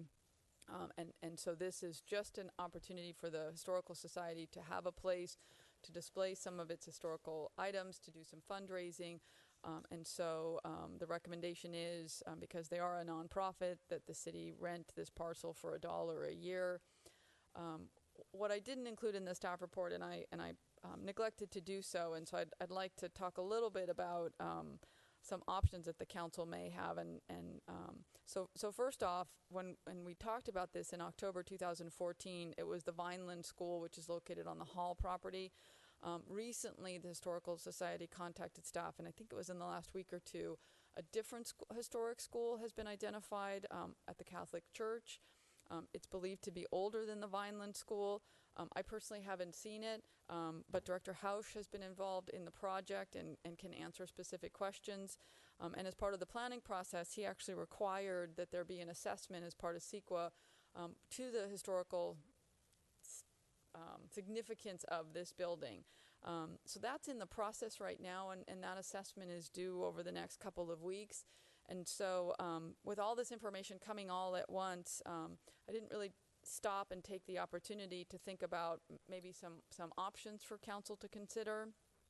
I think this assessment is important, and I didn't realize that these things were happening at the same time. And when I wrote the staff report and had Noah look at it for me, he said, no, I'm working on this too. And so maybe we're just a step ahead before this report comes in for this new historical schoolhouse. And so I did put language in the staff report that would enable council to give me direction, and I could still make changes to the lease that aren't hugely substantive and be able to finish that lease. So you could direct me to basically approve the lease, and I could make some final changes and negotiate those with the Historical Society. Another thing that you could do as a council, as a majority of the council, is refer it to the Planning Commission, because they're the ones that would be involved in the project with the Catholic Church, and have them also consider the project and the impact on the Adams Street property and the historic schoolhouse itself. I know nothing about the schoolhouse, so I can't answer questions about how old it is and the condition of it. Skip Lane is here from the Historical Society. He may be able to do that. And you could also deny it at this time. We have talked about the Adams Street property. I did put it on the list as something to potentially sell or lease. This would have an impact on the value, the market value. If you had some sort of a historic structure, or you had some kind of ground lease in place, it would potentially impact the ability to sell or lease or do some kind of a project on that site. And so you could also deny this lease as well. So I just wanted to put those options out there. I hadn't put them in the staff report, but I did want to share those with you as well. And Noah's here to answer questions. If you have questions about the schoolhouse and the process that the Catholic Church is going through with planning, I'm happy to answer questions about the ground lease. And Skip Lane is here representing the Historical Society if you have questions about their actual project, which at this point the city's not involved in. All right. Are there any initial questions of either our city manager or our planning director? Then let me open the public hearing. Thank you. Good evening, Mayor and council members and staff. My name is Suzanne Salvestern, and I'm Vice President of the St. Helena Historical Society for the past 14 years. And when we first became a historical society, we had planned to be in our building in 5 years, and it's now 14 years later, and we're still working on it. I want to thank the staff for working with us on this lease, and that we have the staff's approval with other options for a portion of the Adams Street property that is before you this evening. Needless to say, we're hopeful that you see the importance for us to have this approved tonight. It means for the next 3 years, we can work on several different events that are in the works for us to see our History Community Center come to pass. In our opinion, this area is where it is certainly the best place for the History Community Center to be centered. And whatever else happens on the Adams Street property, that can only be enhanced by this. Our family has lived here for 84 years this coming February, and I myself have lived here for almost 60, which I cannot believe. I've seen many changes during my time here, and I'm hopeful that we continue to strive to keep our history of then and now for the enjoyment of future generations to come. And the school that we are talking about is the very first elementary school here in St. Helena, and I just happened on chance to find out that the church was going to be doing some projects, and it was going to be demolished, or they were going to ask that it could be demolished. And I feel that this school is much more important for us to try to save. And Skip is going to talk about that. So I said what I needed to say. And Skip's going to really go into it a little bit more. Thank you very much.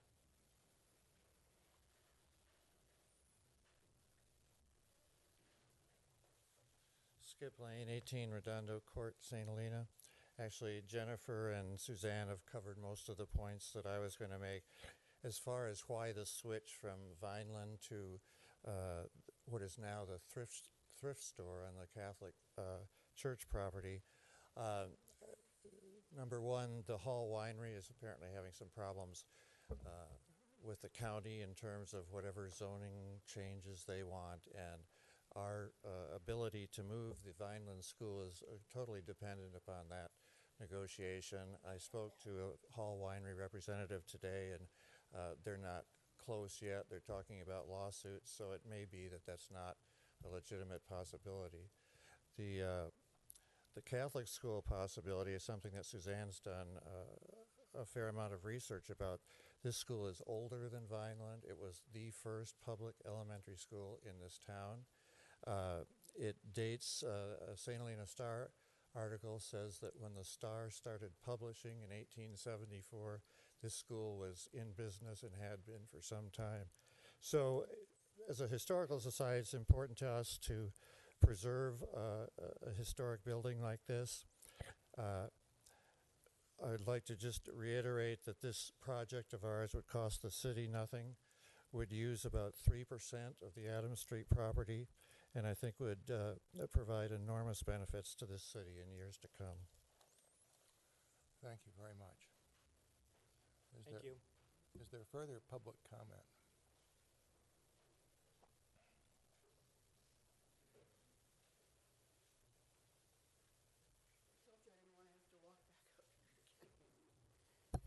The bad thing about living in a small town is that what I'm going to say right now is going to be in opposition to 3 of my closest friends, and that's really hard.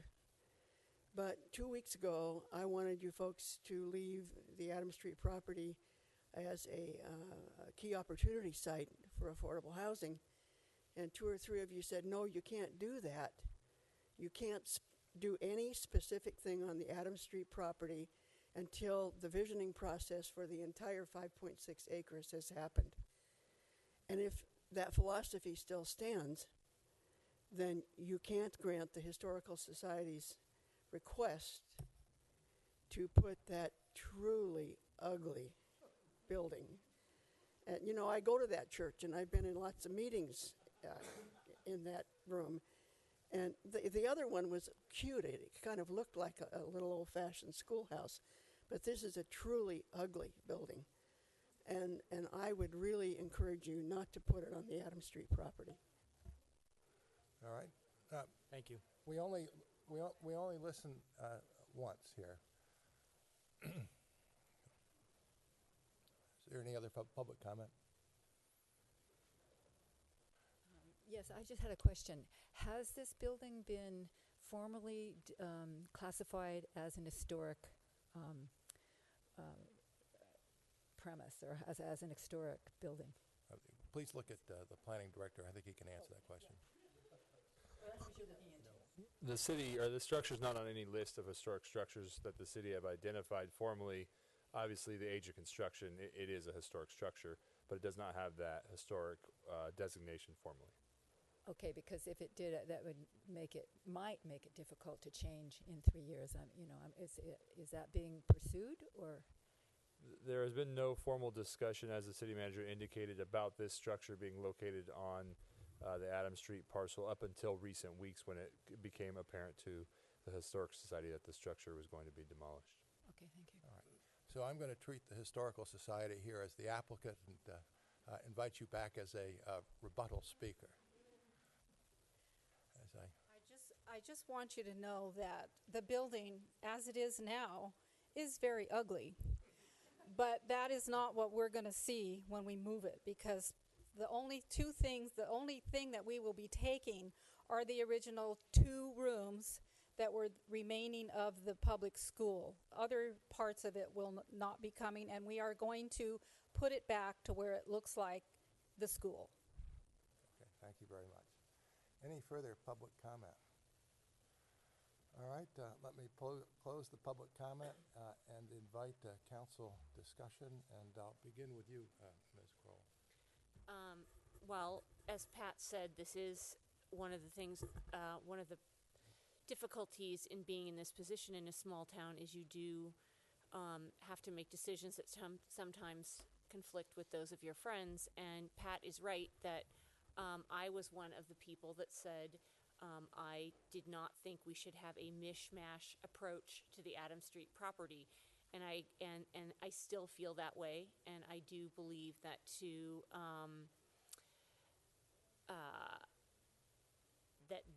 allowing this to go forward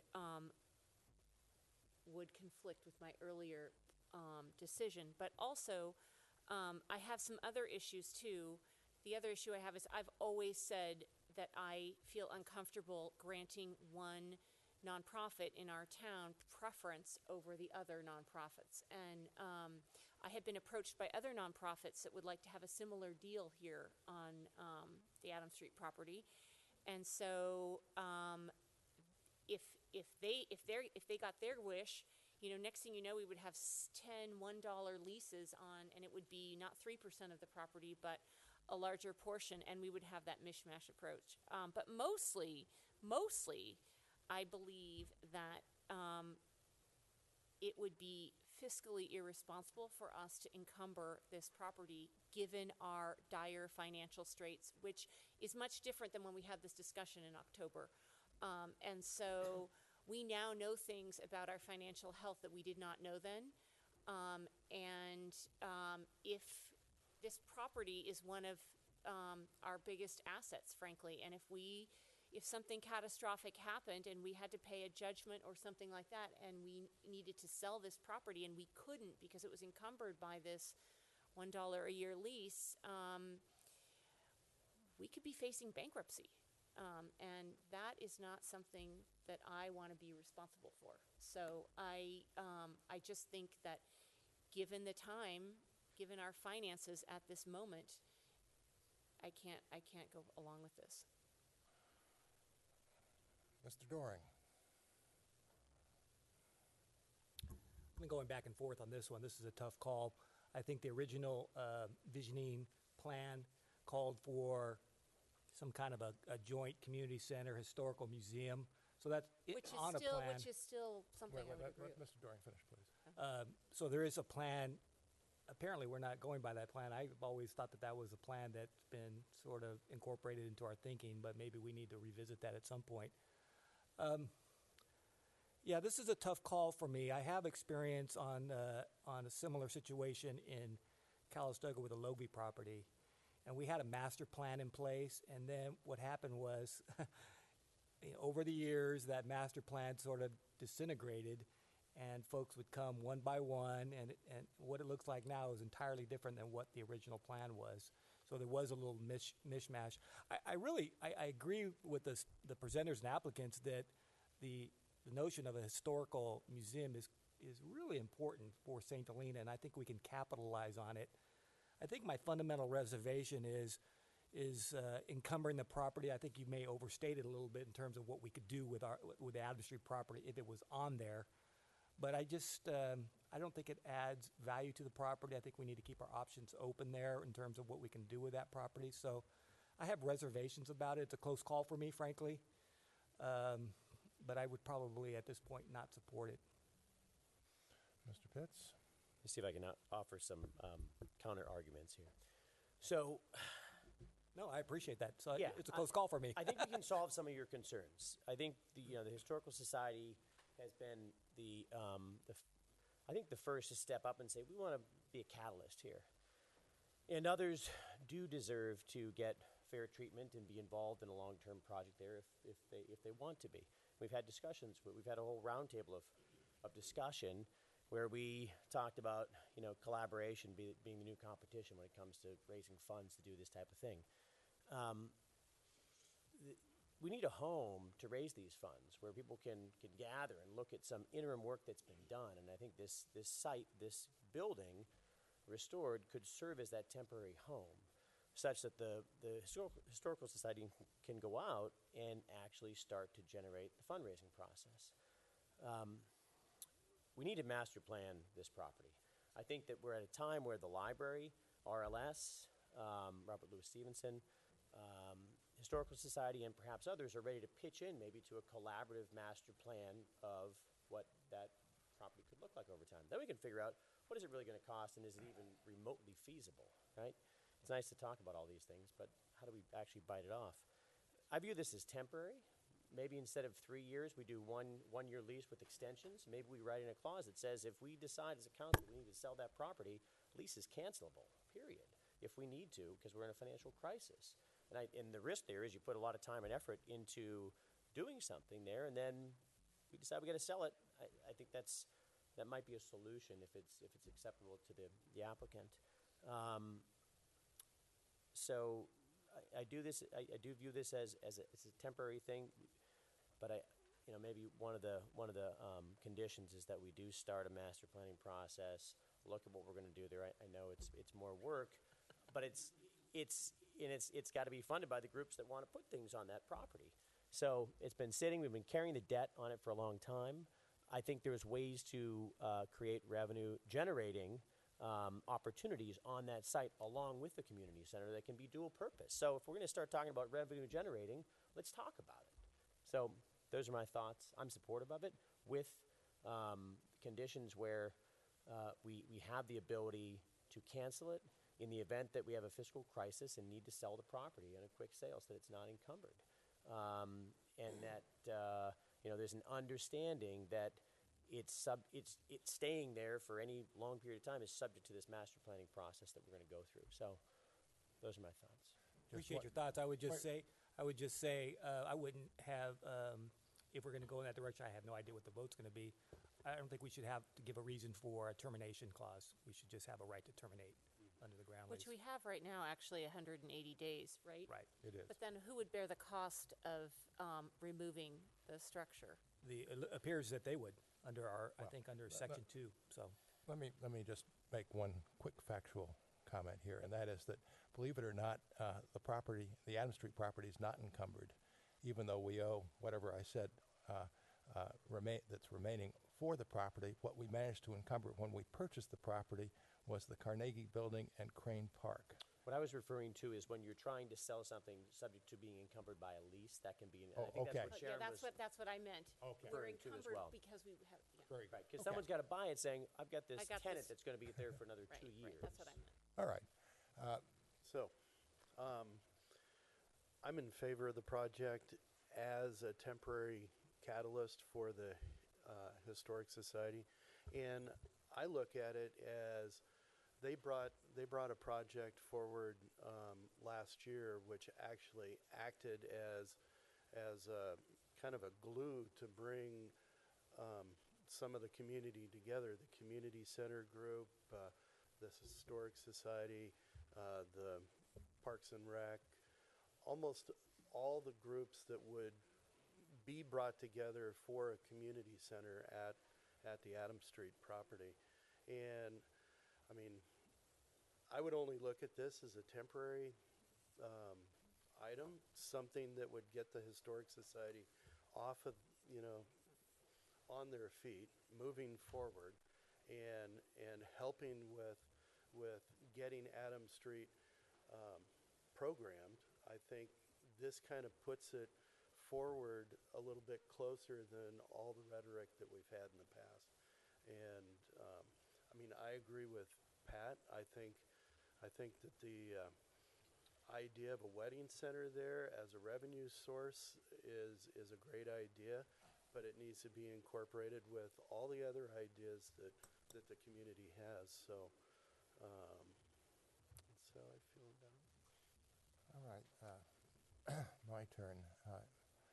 When I campaigned for mayor, I certainly supported a history center, community center at the site. That's what is in the Adams Street visioning statement. Visioning statement may not be quite the right word. In fact, it's not a detailed master plan, but I think people regard that as a master plan in some ways. But my vision of this was a new building. It wasn't moving an old building to that site. And where I have the greatest difficulty is over the word temporary. And as you all know, my career was in Washington, D.C. And when I came to Washington, one of the first things, as I recall it, my dad told me was that those awful buildings from World War I were still up there. And this was the munitions building and the Navy building, and FDR put them there as Assistant Secretary of the Navy. They were built quickly during World War I, and the thought was they would come down right after World War I, and they were still there until President Nixon ordered their removal in 1970. And as a matter of history, I always remember this quotation from President Roosevelt. I didn't think I would ever be let into the gates of heaven because I'd been responsible for desecrating the parks of Washington. Now, I'm not saying this is a perfect analogy, but I think it's very difficult, even if we have the right to terminate on a 180-day notice, I think it would be very difficult, and there would be tremendous political pressure on the council not to do so if a lot of donated funds have gone into reconstructing the building, moving the building, and so on. And so that is, for me, almost a conversation stopper. I also think that if it were to go forward, that we should get a recommendation from the Planning Commission. I also could not approve the contract tonight because, in my view, if the contract were to go forward, and alluding to what Councilmember Kroll said, it must contain a clause that has a bonding requirement in it such that it fully covers the cost of removal of the building. I would hate to see a scenario where the city says, okay, we're exercising our notice, society, please remove it, but the society lacks the funds to remove it. I also have difficulty, too, on one other matter, and that is that before I would move forward here, the society may have a great collection. It may not have a great collection. I really don't know. I hope it has a world-class collection, but certainly before a temporary use like this was authorized, I would like to see a curator's appraisal of what the collection is. Is it really worthwhile doing? It may well be worthwhile doing. I'm not prejudging it, but I just think there's a lot more information that is needed before we could responsibly move forward. And I don't mean to say that we could move forward responsibly, because I take Ms. Kroll's point that it might be fiscally irresponsible in any event in the current situation for us to move forward. So at least where I come out tonight is that I cannot support this, and it pains me to be able to say so. Now, have I persuaded anybody? You know, look, since we've talked about the applicant, I would love to hear their thoughts on the what if. What if, I mean, could they do this in a way that the building could be moved somewhere else if they put blood, sweat, tears, and donated funds into that reconstruction, whatever it may be? I've seen pictures of what it used to look like. Maybe we need to see pictures of what they think it's going to look like once it's restored. Maybe it's not as much of a blight and eyesore as one might think. And so I'd hate to make a decision without at least getting a little bit more feedback from the Historical Society, and maybe we should get some more information, get more of a sense of what the collection is, how they could use it, how beneficial it would be, and bring this back in a couple of weeks, so maybe we can listen to them right now. Well, my suggestion would be that we refer it to the Planning Commission, and then that gives the public a second opportunity before it comes back to us to comment. Another issue for me here is that while obviously the city's legally complied with the notice requirements, the fact is that this sort of came out on Friday evening, and here we are Tuesday discussing what for the city generally is a major issue, which is the appropriate use of the Adams Street property. So at least what I would suggest this evening is we refer it to the Planning Commission and for their consideration and recommendation, and they certainly have the various thoughts of all of us. Of course, they're not particularly competent to deal with the fiscal issues that Ms. Kroll and I have discussed, but they can certainly at least give us an initial impression and recommendation with respect to the site issues which are important. I think that's a good idea, and I think that would give the applicants a chance to maybe make a more in-depth presentation and to have a public hearing that the community can weigh in on prior to it coming back to us. I would support that course of action too. A couple of other questions too. Does the building need water, sewer, electricity? Right. And how are those expenses borne? What impact does that have on the city? Maybe we've already looked at all that. Well, there's a lot of issues because it's a building that I didn't know about until yesterday. Yeah, and I also think the Planning Commission should have the benefit of the study that you mentioned at the time of its consideration. So one other thing, though, my understanding is that there is a timeliness. I don't know exactly what the pressure is, but this building will otherwise get torn down. It's the first elementary school in St. Helena. Maybe it could be a real gem. I would hate for delay to cause the opportunity to go away, and that's one thing I would like to at least get a little bit more information on before we make this decision. Well, I'll reopen the public hearing for the limited purpose of talking about time pressure. I just want to clear up the temporary building part of it. We say temporary because where we're placing it now does not have to be the final resting place. We are planning on using this school as a school when we're done with our fundraising and using it until we get our major building built. But it will be used as a school so our school children can come and have a day in school in an 1800 school with school marms and McGuffey readers and chalkboards. And so it's done in many other areas and very popular, very popular. So the temporary is where it's placed now, doesn't have to remain there if the vision of the Adams Street property changes to where it would be located. And we do have a very extensive collection. We have Jacob Behringer's Biedermeier desk, which is a very $10,000 desk that was given to us by the Behringer family, plus many other things. But the question was the time pressure. Is there any time structure- pressure coming from the Catholic The Catholic Church? Church, yes. I have no idea what their time frame is, but I know he wants to break ground in October. All right, So, well, there's time here. So we, So- yeah, okay. All right, the chair would entertain a motion to refer the matter to the Planning Commission with a requirement that all of them look at tonight's hearing.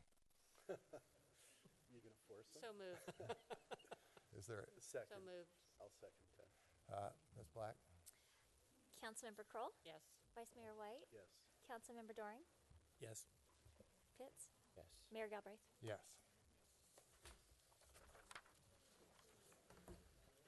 Thank you very much, everybody, for a long meeting. Bye, Sharon.